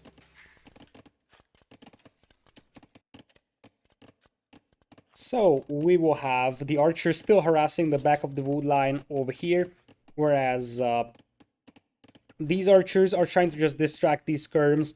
There is a next batch of archers already being made by Capoch, but it looks like he's gonna start adding scouts so he can deal with the skirms, because so far his opponent is only defending with skirmishers.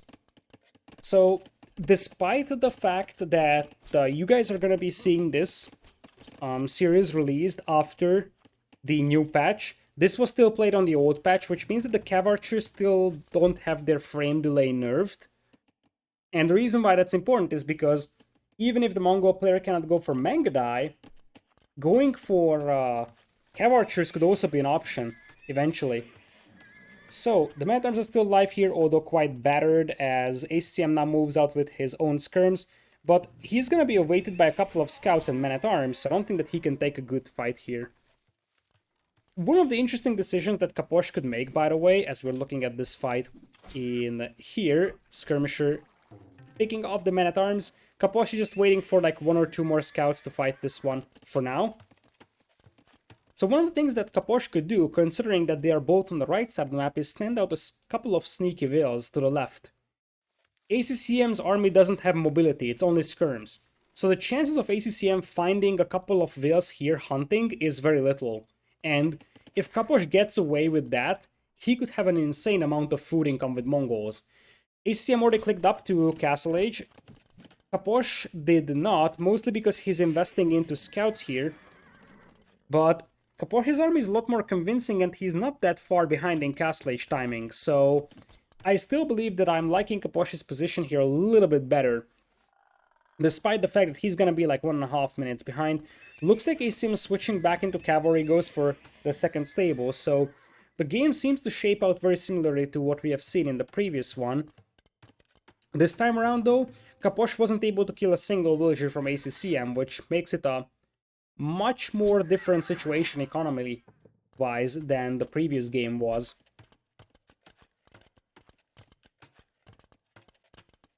So, Here come the soon-to-be crossbows from Capoch. He probably wants to wait until he gets the crossbow upgrade and then hit the back of the wood line, or at least he's gonna hit it once with the archers, or at least that was the plan. And then he probably wanted to run away when the skirms close in, and when crossbowman comes in, he's gonna come back with the crossbows once again. And look at this. Once again, he's trying to do the exact same thing, just stretch out the attention of ACCM. He knows exactly there is 2 wood lines for ACCM to work with, and he's trying to push both of those with a couple of archers, and currently ACCM doesn't have a very reliable wood income, which means that ACCM will be delayed adding additional town centers. He's gonna start popping out knights, which makes things a little bit harder for Capoch, but I think camel crossbow is more than viable here for Capoch, as he's indeed adding a second stable, and bloodlines will come in as well. We will see a couple of camels as he starts to wall himself up in preparation to those knights coming towards him. Now, here's the deal. Those knights with +2 defense will be able to decimate those archer numbers should they encounter them on the battlefield, and that is very concerning for Capoch right now. He doesn't want to lose those archers before upgrading them to crossbowmen, but that might actually end up being the case. The scouts trying to find some value here against the skirmishers as the crossbows will fall back. Scalebotting first for Capoch is a very interesting decision here.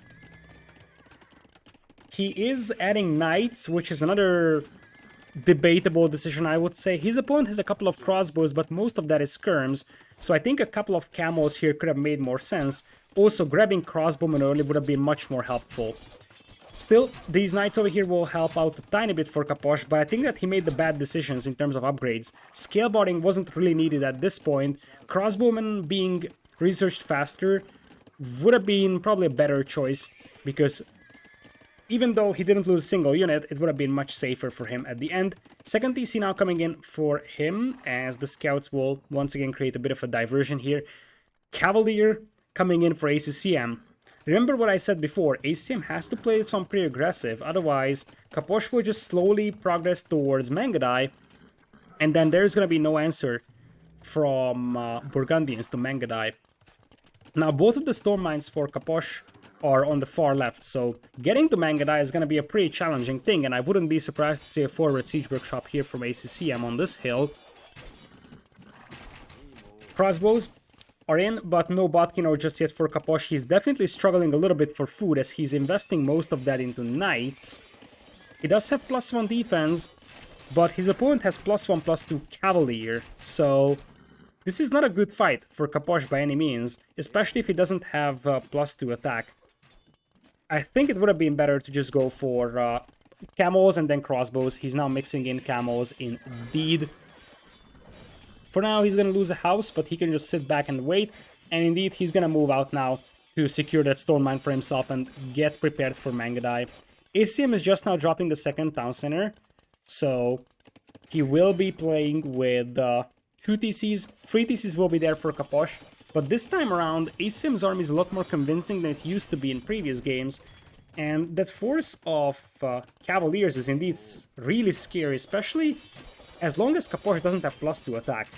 Without +2 attack, those Cavaliers barely take any damage from the crossbows. Crossbows have 6 attack this way, and the Cavaliers have 4 defense, or 4 pierce armor, so each projectile only does 2 damage, which is sort of underwhelming if you think about it.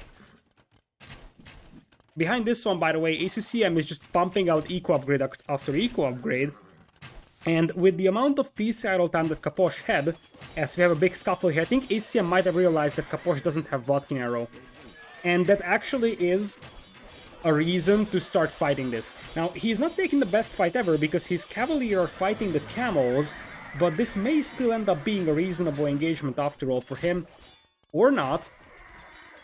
It felt a little bit like a mismicroed fight from ACCM's side, and now he could be in trouble, because this army here is gonna get slaughtered, and that just opens up the way for Capoch to go full camels.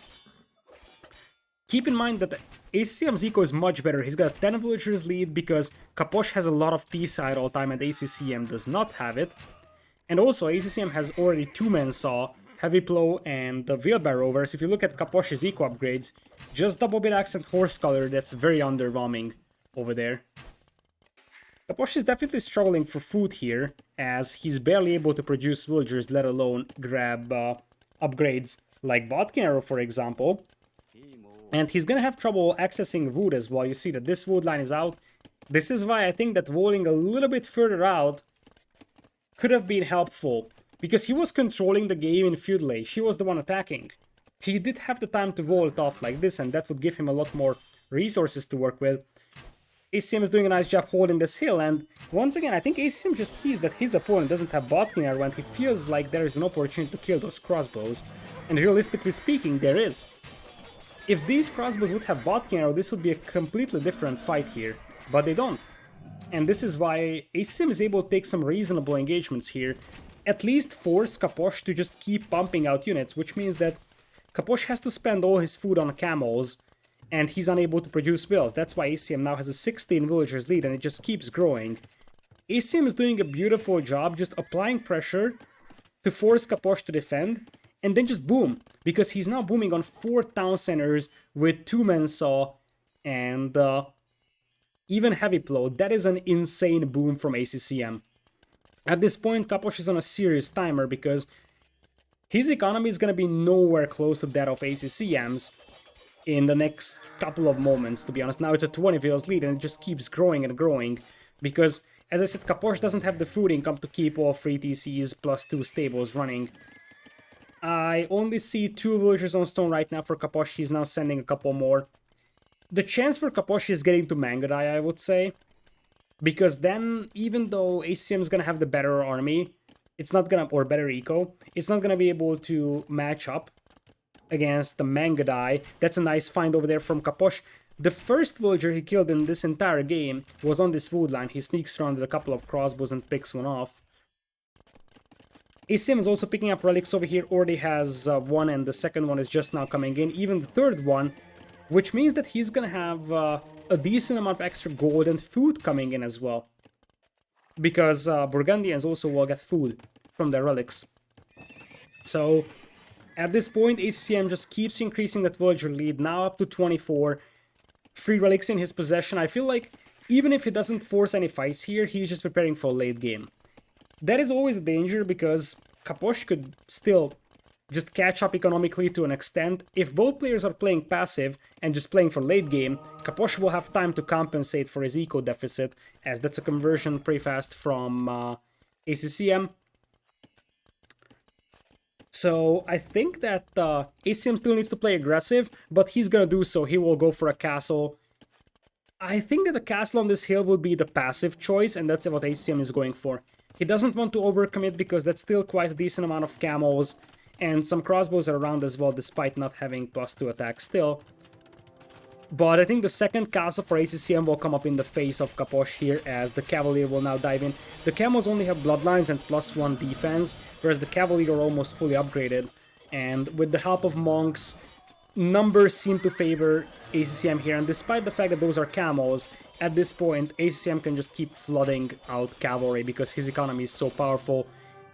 Capoch realizes that this game is over, and ACCM not going down that easily. There is gonna be no 3-0 here for Capoch as ACCM climbs back into the game. If I would have to summarize this game in one sentence or just one word, I would say Burgundians. Because this game would have been completely different if ACCM doesn't have an absolutely amazing economy for his civilization, right? Because this was mostly won on an economy basis. Being able to beat your opponent to Castle Age because you already had the Boso in entire Feudal Age for your economy helps a lot. Then having 2 men saw starting the beginning of Castle Age is massive as well. Being able to get heavy plow at a pretty discount rate as well, because it's one thing that Burgundians can get the eco upgrades early, it's also the fact that they get it for cheaper, so squeezing in stuff like heavy plow, 2 men saw are much easier, and that allows you to just have an insane eco, and it also allows you to be able to afford some army that you can use to push your opponent. So the last home map of ACCM actually falls into his own hand, and with that, now we're going to 2 home maps of Capoch / Still, if ACCM wants to have a chance of winning this set, he's gonna have to take away one home map from his opponent. And we are gonna open with 4 lakes as the first home map of Capoch here. Welcome to Cross, also known as 4 lakes. We're going to have Persians for ACCM in blue on the left side. Right side will be Capoch as yellow Byzantines. Persians is the ordinary or usual civilization selection for this map, whereas Byzantines is the one that just screams dock drop. And the thing is that if you actually have a Byzantine player dropping a dock in your face, you're in trouble, because the Byzantine fire guys will eat the Persian ones pretty easily. On the other hand, if you cannot actually get a dock up on the opponent's pawn, Byzantines feel very underwhelming on this map, because they will be lacking mobility most likely. They don't have any meaningful eco bonus to work with, so it depends on how well the Byzantines can capitalize on their ability to destroy the opponent's fishing eco. Now, the two players spawn relatively close to each other, which means that this spawn might end up being contested, because I am fairly certain that ACCM is going to go for this spawn that's the closest to him. This one is the closest to Capoch, but this is definitely a possibility for Capoch to get a dock up on ACCM spawn if ACCM chooses this one. But there's a chance ACCM is going to go for a further one, because the thing is that this one would be much safer from Capoch than this one is. This is very, very close to Capoch, and not something that you're really comfortable defending against your opponent. So for now, Capoch will be pushing in deer on the right side. His base is pretty open and he doesn't have a lot of good wood lines. In fact, he's got one reasonable wood line to work with, the rest of them are absolute junk. In fact, look at Capoch's base. Such a limited amount of wood for him.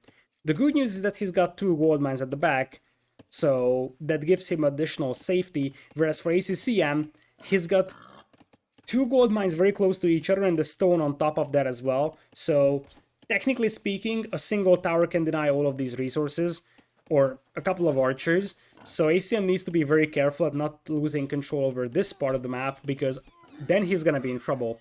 I think for ACCM it could make sense to bowl like this, because it is essential that he protects this part of his base. And bowling like this, maybe even like this, could make some sense for him.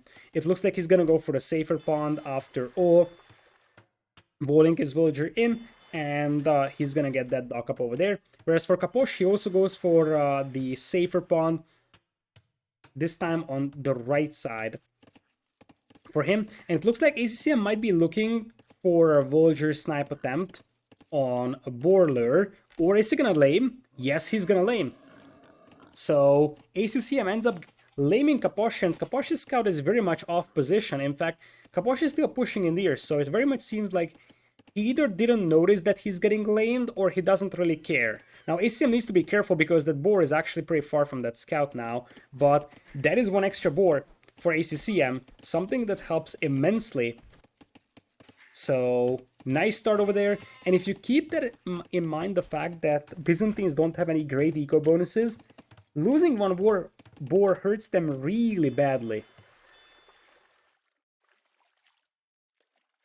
So now you have Capoch coming in with the fishing eco on the right and ACCM on the left. But ACCM's economy is going to be far better than Capoch's one, thanks to the extra boar, thanks to what will be a faster working town center in feudal age.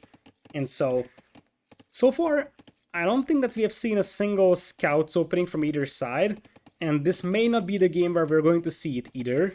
So chances are we're going to see something like men-at-arms, especially from Capoch. That could make some sense as he's slowly rolling up the north of his base.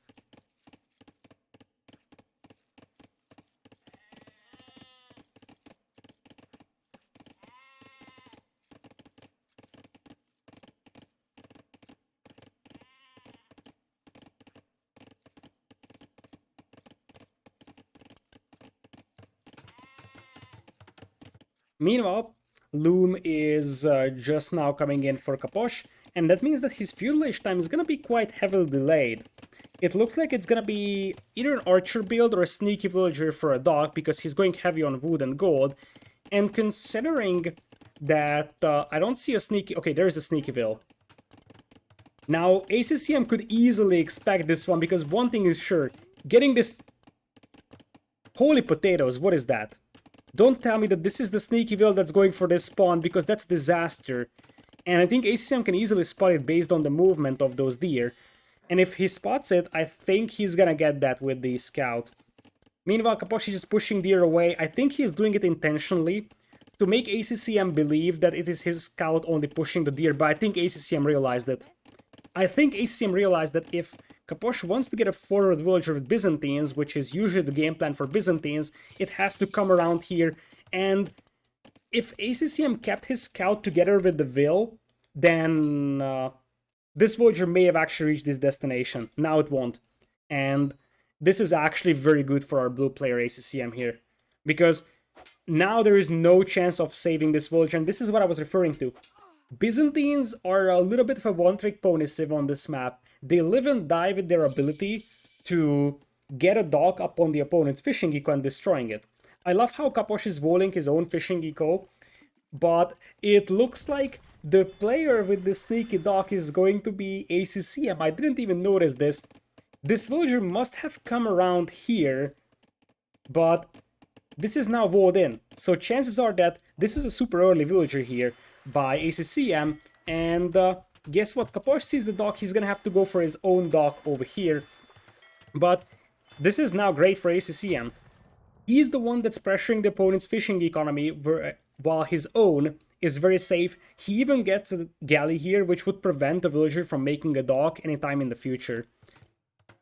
Meanwhile, we got the scout of ACCM looking around the base of Capoch here, trying to find a repair villager to kill maybe, but it looks like it's just gonna be chased down by Capoch.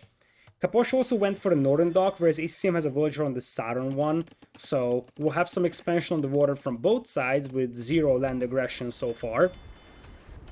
Demo coming in here for ACCM. There's a chance he will just go for an early demo snipe on the fishing eco, and that would be a great one like right now. If the demo is finished and the fishing ships are clustered together like this right now, then the demo could easily sink them. Really nice reaction from Capoch, splitting up his fishing eco. That's exactly what you want to do. Split up your fishing eco, because if you have them all on the same fish, then the demo is going to be able to destroy all of them. So splitting them up like that is actually very, very nice of a decision from Capoch. Eco-wise, the two players are relatively even for the time being, but as I said, things could change really fast as ACCM is getting ready to pop out his ships and then start pushing the fishing eco of Capoch. Capoch is also making a fishing eco on the north, and it seems like Capoch will lose another villager here on the south. That's the second villager lost in the game for him. He tried going for the third pond as well, but there was no escort to that villager, and that means that ACCM will find the second villager kill. Both of those have proven really valuable, as while Capoch was looking away for a moment, he actually lands a nice demo shot as well, and now the fire galleys are coming in for ACCM. Seems like ACCM feels the blood in the water, probably under literal terms, because this is the moment where he can start feeling like, okay, I have a shot at coming back into this series, and the demo is coming dangerously close to those fishing ships. This could be a chance to sink all of them. I don't think that ACCM wants to use this demo on the fishing ships unless absolutely necessary, but the opportunity to kill all four of them immediately could be massive. It looks like ACCM knows that he doesn't need to kill them immediately because he has water control now, so he will just use the fire galleys here. If Capoch had some more fire galleys and the ACCM wouldn't have the chance to win water, he would just send that demo in, but that's not gonna be the case here.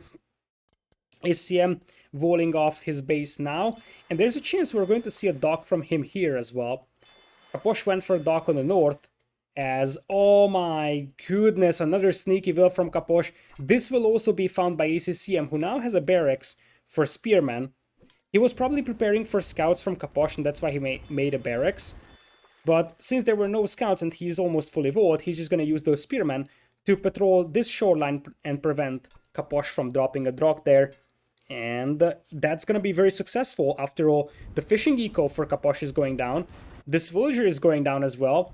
And soon Capoch's economy is going to be in a really difficult situation. Now, keeping that in mind, Capoch is still sort of beating his opponent into Castle Age here, and I see a stable coming in. So we could see knights in the foreseeable future. And Capoch still has some fishing eco to work with on the north. And even on the south, or on the east right side, right now, we have some fishing ships still working, just about to hit the bottom of the pond. So, for now it seems like we're gonna have Capoch having a better shot at going into Castle Age as the first player. And the masterpiece from ACCM. It looks like Capoch completely forgot about this villa here.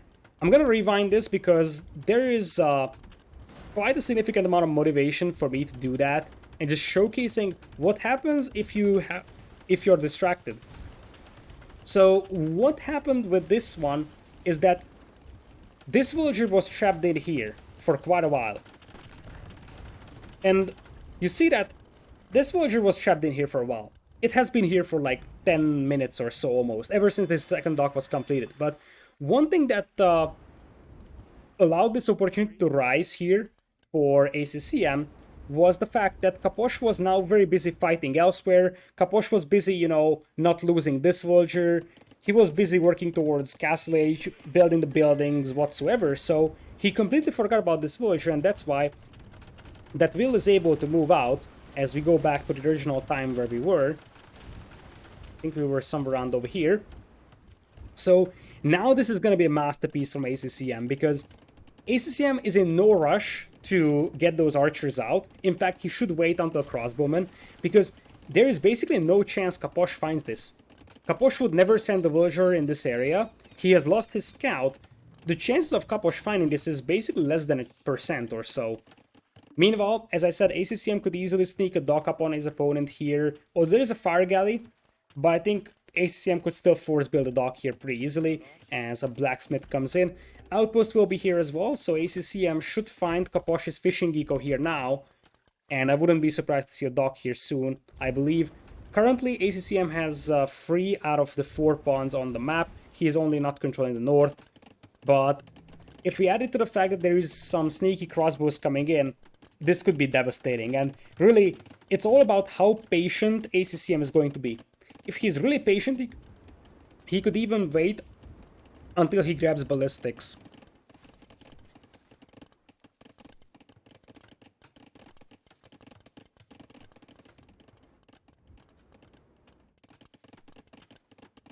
So, waiting until ballistics would give him an even bigger damage potential, but I really don't like that he's moving out the archers. This is what I was talking about. It depends all on the nerves of ACCM. How patient is he? With crossbows, he could have done a lot more damage, but it seems like he won't. He's gonna pop out the archers. He's definitely gonna do a lot of damage, nonetheless, but I think if he waited for crossbows, he may have even sealed the deal in this entire game with those crossbows.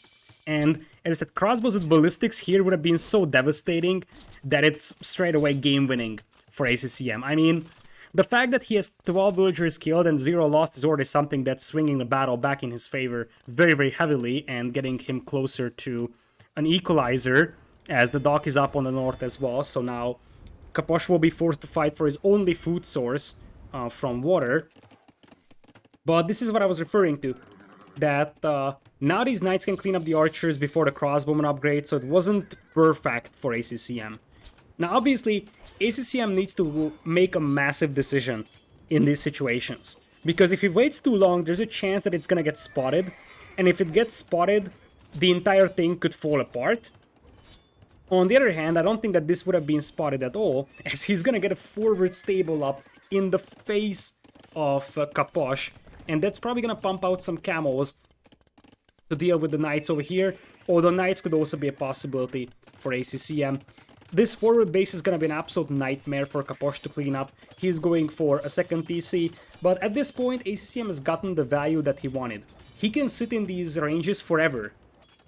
Really forever. There's a massive addition in between these ranges, I'm gonna talk about that later, but it's very good that there's a tile gap in between them, and I'm fairly certain that's intentional. But more on that later, as we have a forward siege workshop probably coming in here for Capoch. ACCM is still fighting on the water, and so far losing. Capoch grabbing a war galley so that he can actually reclaim the right side pond as well with the fire ships. The crossbows are moving in though, and that means that the gold income that Capoch has right now is very, very limited. In fact, he has to mass migrate to get some gold.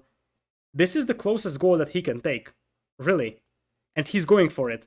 He's going all the way out for that gold mine. I wonder if ACCM knows about that. Because if ACCM knows about that gold mine, chances are that he can just send 2 camels there and kill those vills. Because if you look at ACCM's map awareness, he pretty much knows where the gold mine could be for Capoch. So if he saw those villagers flee, there's a chance that ACCM may actually look at this gold mine and say, hey, there's a chance Capoch is there.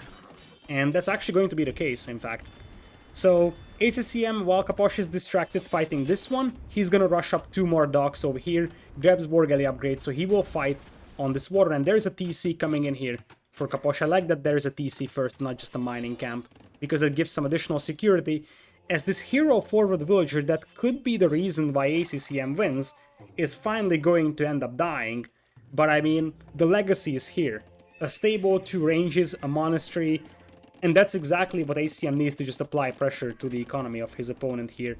So Demo's now coming in on the north for ACCM. He's on 2 TCs, whereas his opponent is going to be on 3, so the ecos are still relatively even. But obviously, Capoch had to do some massive amounts of migration. There's the forward siege workshop. And from this point on, we are probably entering a bit of a stalemate period. Because as things stand, Capoch will start fish booming on the right again, and he hasn't taken a decisive eco deficit apparently. 5 villagers down is not the end of the world by any means. It's really awkward how ACCM is not looking for gold miners though. In general, it kind of feels like he's a little bit too inactive here. He's probably focusing on fighting the water on the north, and there's this random demo chilling in the middle of the fishing eco. He's waiting for the opportunity. But it looks like that opportunity is not gonna come in because Capoch knows exactly the demo is waiting for him. As now the fire ships will start finding the fishing ships, and Capoch's fishing eco on the left is gonna go down. One thing that this villager wasn't able to do here, and that's something that's a pretty big problem for ACCM right now, is get a forward siege workshop up. If this was a forward base with a siege workshop included, this would be even more devastating because you could actually push these TCs with mangonels. Without the forward siege workshop, this army pretty much stalls out in the push because the TCs prevent them from moving in.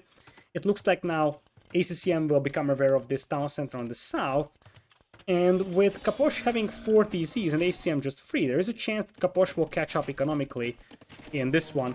Still, I think at this point ACCM is playing wood control game, just trying to deny farms, trying to pressure the food eco of his opponent, and just pretty much deny all possible food income from his opponent, and that could make sense.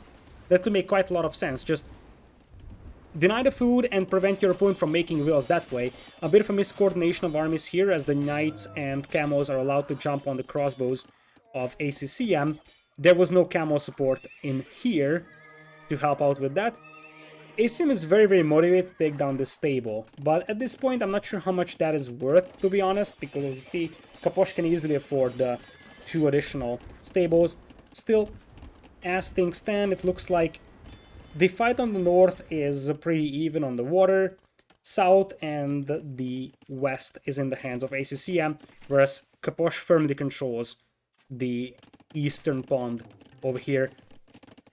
So what's the next step for ACCM? Probably a castle drop, if you ask me. If you look at that stone count, that very much seems like a castle drop style stone count. And keep in mind that what ACCM could do is just mass a bunch of crossbows here, force his opponent to stay back, and while Capoch is staying back with his army, ACCM could come in for a castle drop. So that diversion plus attack on the other side style play that Capoch has been doing in the previous games could work for ACCM now, as that camel gets ended up killed by the town center. But it was a trade, 1 camel for a knight, so it was an acceptable fight, I would say, for ACCM.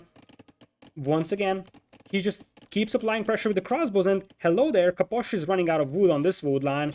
It almost got scary for a moment as ACCM runs into the TC fire with the monk. Where are the villagers at though? Because ACCM can now afford a castle. So if he wants to castle drop, this would be the moment. and he sees that his opponent doesn't have reliable wood income. So a castle drop around this area could make sense. I mean, this is pure desperation from Capoch, going for that wood line. And if ACCM smells that, he's gonna drop a castle that denies wood, because he should know that he can deny wood over here. He's pulling a huge amount of vills, but there is one cam on the bunch of vills from Capoch here, so I'm not so convinced about this castle right now for ACCM in terms of going up. There's some camels coming in here from him, so I think he should be able to get it up, although casualties will be there. But while Capoch is not looking, these crossbows might sneak past and hit the back of this wood line. Pikemen being teched into by ACCM as he gets a couple of conversions on those camels as well. The castle went up and Capoch knows that he has nowhere to go. He's got archer ranges inside his base that will just keep pumping out crossbows that deny his gold mines. And this was his only reasonable wood income, and that's probably going to be gone in the next moments, because this castle will allow ACCM to just destroy this TC very easily, and Capoch would be basically without wood. ACCM strikes back, and with that, now it's an even score line over here. I'm going to update the overlay, and we will go for decider game, one game to decide who gets into the quarterfinals of Collection Cup, $2,500 on the line over here. And also a lot of pride for Capoch, because he's from the Spanish-speaking community, and this is hosted by a Spanish-speaking caster, Locoser, so I am fairly certain that his community has a lot of Capoch fans. So I assume that Capoch really is motivated to win this one. So far, one of the home maps of ACCM was won by Capoch, that was Serengeti, and now the first home map of Capoch was won by ACCM. Remaining civs for Mediterranean will be Italians versus Japanese. No major surprise over there. Let's jump straight into that game over here. So welcome to ACCM versus Capoch, game number 5 on Mediterranean. This time around we're going to see something similar to what we have seen in one of the other sets I casted, I don't remember which.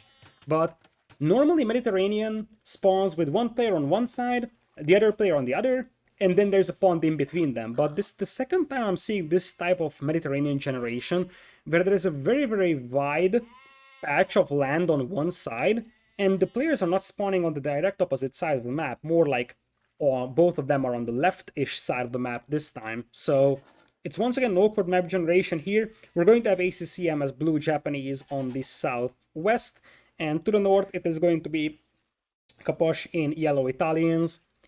Looking at the maps, Capoch once again has a pretty underwhelming map here, if you ask me. This gold mine is pretty horrendous.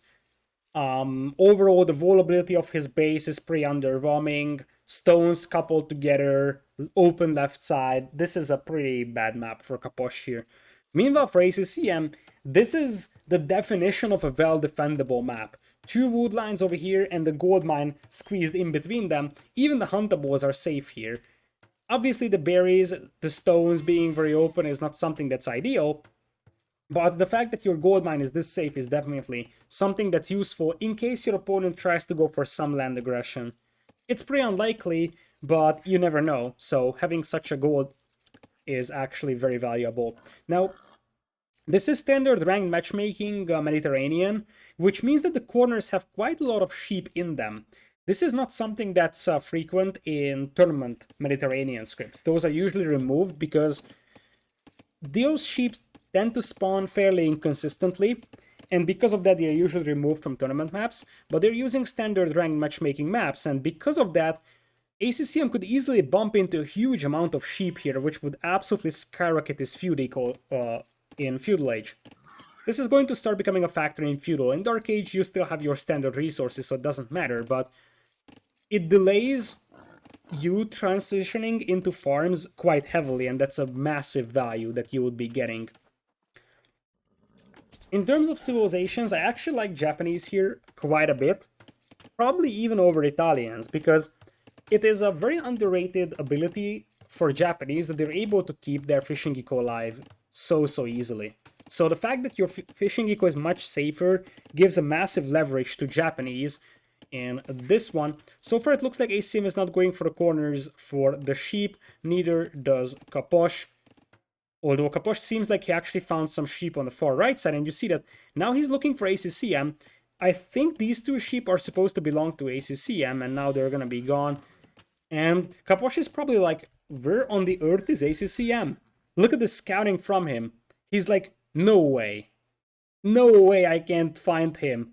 Capoch will soon realize that his opponent is here, but you see that he already has like 40% scouting, and he has absolutely no idea where ACCM is at.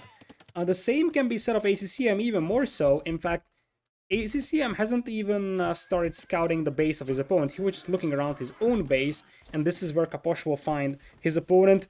And there's a chance he's just gonna run into a TC fire indeed. He wasn't expecting ACCM's TC to be here, and it was obvious, because he just runs into the TC fire, and his scout is now down to 3 HP. Which means that one hit would actually finish it off, and that's a massive loss. Losing your scout would mean that you have no information on what ACCM is doing on land. So ACCM could push you with a couple of sneaky archers, could get a forward archer range up on you or anything like that, and you would have no idea. So the fact that this scout is now died is actually a massive deficit for Capoch. With that, the fishing ecos are all set for both players. ACCM's dog spot is actually pretty unlucky if you look at the deep fish. This is the only close deep fish for him. The rest of them are all really far out, so that's a very unlucky dog spot for ACCM. Whereas for Capoch, it's slightly better. He's got a couple of deep fish closer by, so that is something I like for Capoch's situation a little bit more. And I appreciate how ACCM is sending out some villagers to grab some hunt for himself. Can be a nice source of extra food for yourself.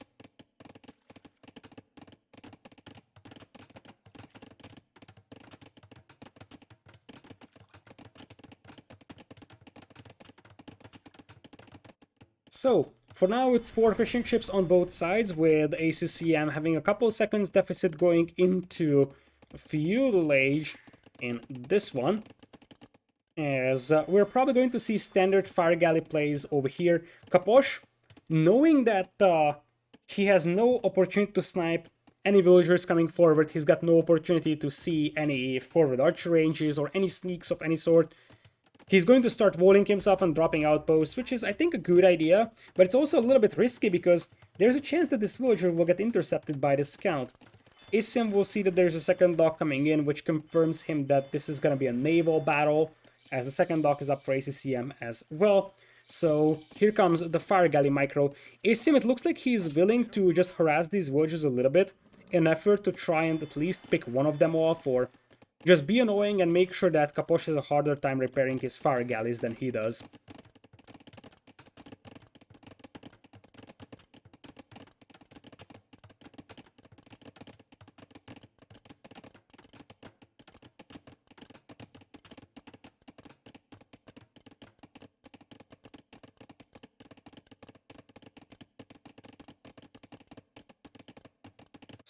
So far, these sheep actually remain unclaimed, and whoever actually gets them, which I think should be ACCM because he's the only one with a scout, could get a massive boost to their food eco in Feudal, because you see that now it's going to be the time where you start adding villagers on food. So having a bunch of sheep would basically mean that you don't have to add farms that early. Fire galley fight coming in here in the middle. There's a third dock up for ACCM. So it is for Capoch in the next 1 minute or so. So far it was only 1 kill, 1 death on each side, and it very much seems like both of those were scouts, because as much as Capoch lost most of the HP on his scout to the opponent's TC, it looks like ACCM is going to lose his own scout to the TC of the opponent. So those are the only 2 units that have been killed in this game so far. Here comes the fire galley push from ACCM. Remember that Japanese fishing ships also work faster, so that gives a bit of a leverage economy-wise to the Japanese. And this is what I was talking about. This is why losing that scout early could have backfired the Capoch if he didn't do what he's doing right now. Because a sneak is definitely something that could work. Now, keep in mind that despite the fact that this villager is running past the walls and an outpost here, there's a chance that Capoch didn't notice it, because one thing that's happening is a massive water battle that the Capoch is currently losing. Nope. I think Capoch didn't spot this. I don't think that Capoch has seen that villager, otherwise he would have kept chasing.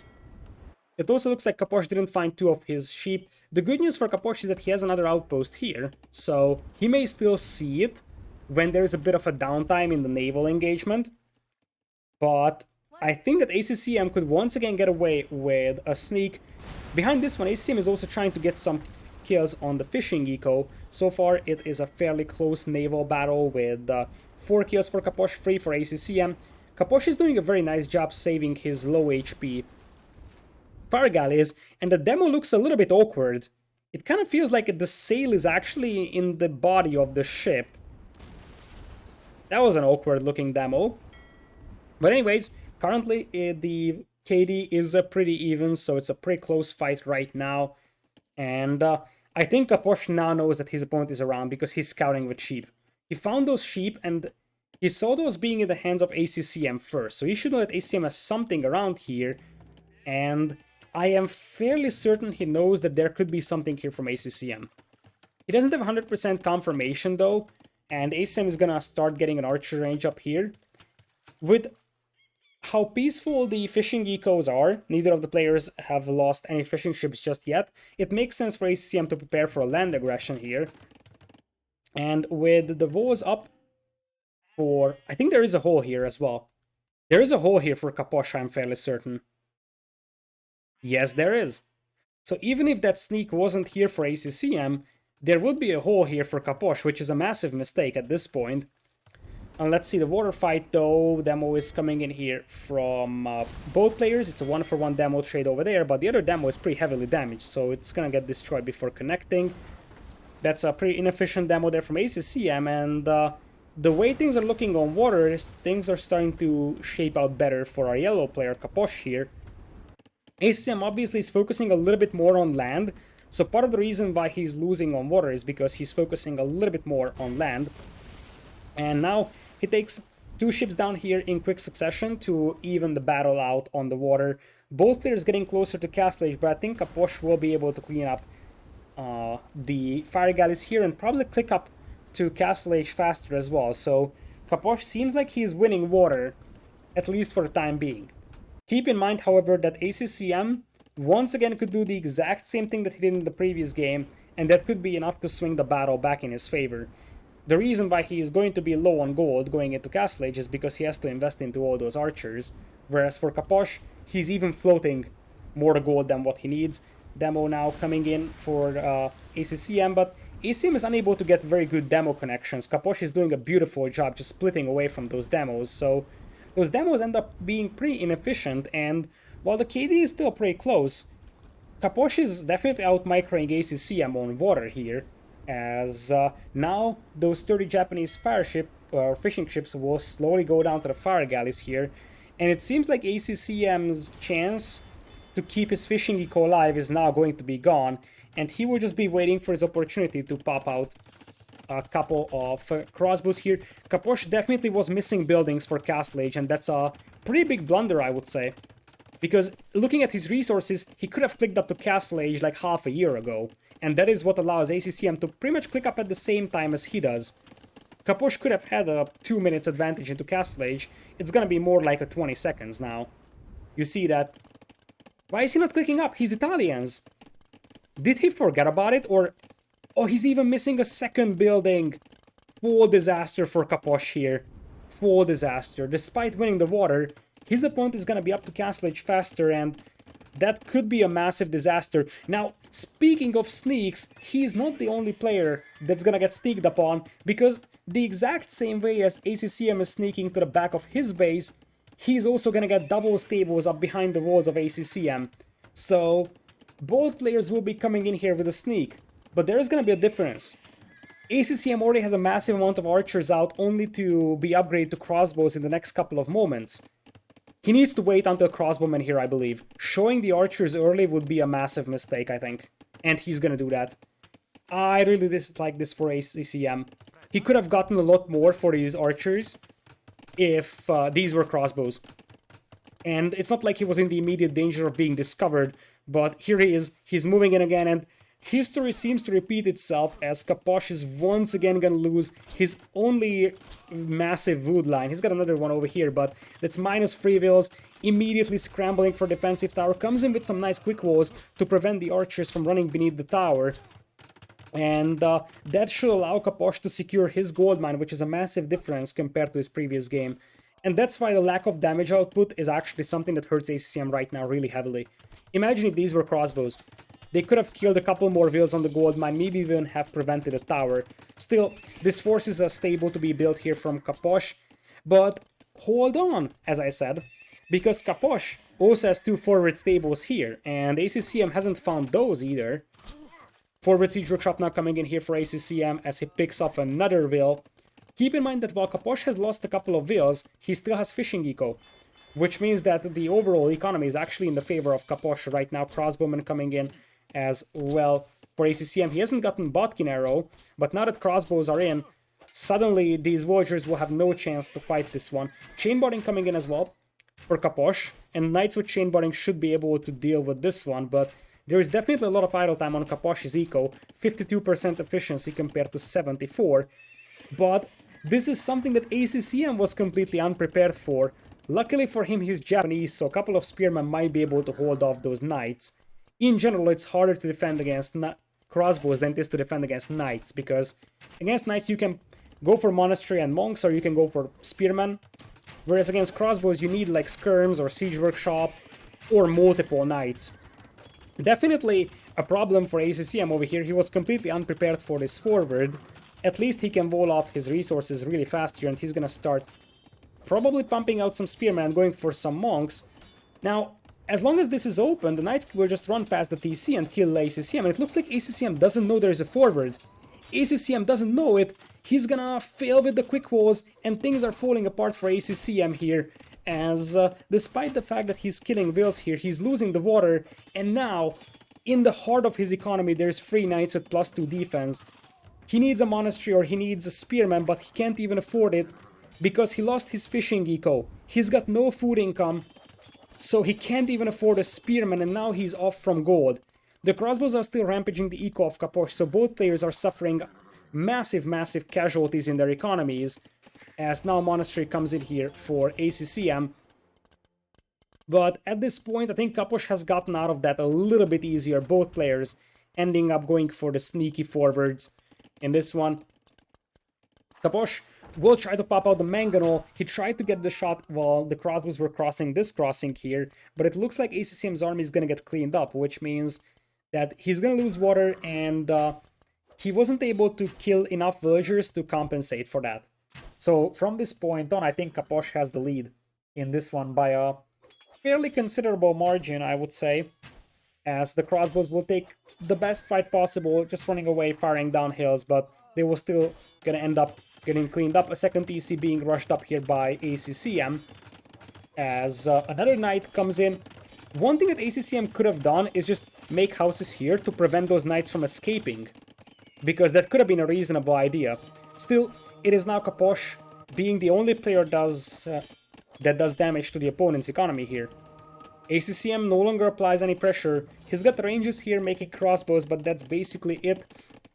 There's a defensive siege workshop here for Capoch, something that wasn't there in the previous game, and that's a massive difference between the two games here. That Capoch didn't have a defensive siege workshop for a while in the previous one. Currently, it's still even economies, as this sneaky dog from ACCM was discovered and will eventually be taken down by Capoch. ACCM still has a forward villager over here, so Capoch needs to be careful, because anytime in the future crossbows could pop out and push Capoch's wood eco, and this wood line is very much exposed to crossbowman attacks. Meanwhile, there's a forward siege workshop coming in here for Capoch, and you see that ACCM has a lot less space to work with.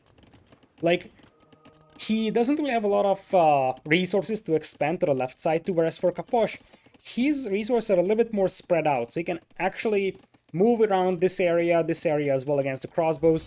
Knights will have more mobility, so they can do a lot more pressure on the economy of ACCM and just basically prevent him from controlling the majority of his base. So Capoch has a lot more room to work with, and that's actually very, very valuable in this one. I like how Capoch is waiting until he's got multiple Manganols out here. Because if you push him with one Manganol, then the opponent will make his own. If you push him with 3, your opponent has much less of a chance to counter Manganol all of them at the same time, right? So you might not want to reveal your Manganols until you have multiple of those. Now it's going to be 3 Manganols out here. 2 monks are out for ACCM.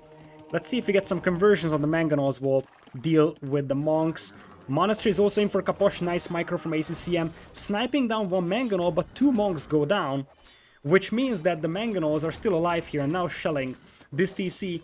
And what's even worse for ACCM, denying this wood line. Here come the Knights though from ACCM, sniping down another Manganol, and another one goes down. Beautifully executed by our blue player over here. Takes down all 3 of those Manganols, buying precious time for himself. And remember, these crossbows are still lurking here. And if they move in and Capoch is not looking, and there's a chance Capoch won't be looking because he is focused on fighting this one, then he could lose a huge amount of vills. ACCM is under heavy pressure by Knights, and I'm not even sure if he has the answer to those right now, but neither does Capoch to these crossbows inside his eco. It's 2 more villagers going down. Still, I think that Capoch is doing more damage to ACCM than vice versa, because, as I said, he's denying a lot of resources from ACCM, and ACCM clearly has no answer to these 7 Knights over here now, as a lot of farming space is getting denied. And while Capoch, sure enough, is losing a couple of vills on the wood line, he's got a backup wood line to work with. His food eco is completely unraidable, something that we haven't talked about. Capoch can just boom on water. I think ACCM wants to go for guard tower defense here, which could make some sense, but I'm not even sure if this watchtower goes up, and he doesn't have a university for guard tower either. And ACCM is now down by 12 vills. He's got nowhere to go. His economy is definitely raidable, whereas Capoch's eco is much less raidable. Untouchable food eco right now for ACCM against Capoch. Capoch just has the fish, and ACCM cannot do anything about it. Whereas on the other side, these Knights are definitely able to rampage the food eco of ACCM, and now with the wood running out of ACCM, it looks like this TC is going down, and with that, the chances of ACCM to get into the quarterfinals, it seemed like it could be a reverse sweep, because the last 2 games have been much more convincing for ACCM than it was for Capoch, but it looks like an upset is in the making here, because Capoch seems like he's gonna take down ACCM and move into the quarterfinals. I really don't see how ACCM could turn this around, because as I said, no matter what he does with his crossbows, the Knights and the Manganols can do the same thing, just better on the other side for Capoch, and Capoch has a bunch of fishing ships that ACCM will never be able to harass. And indeed, ACCM taps out. Capoch is the winner of this one over here, and with that, he's moving into the quarterfinals of the tournament. Congrats to Capoch, because he definitely pulled an upset. The first 2 games were pretty decent from him. The third and the fourth was a bit of a letdown, especially the 4th game was sort of falling apart for him, but he came back in this one. He had the same idea as ACCM did, just going for the sneak, and that actually seemed like it was gonna pay off, and indeed it did. So with that in mind, we now have our next quarterfinalist, Capoch.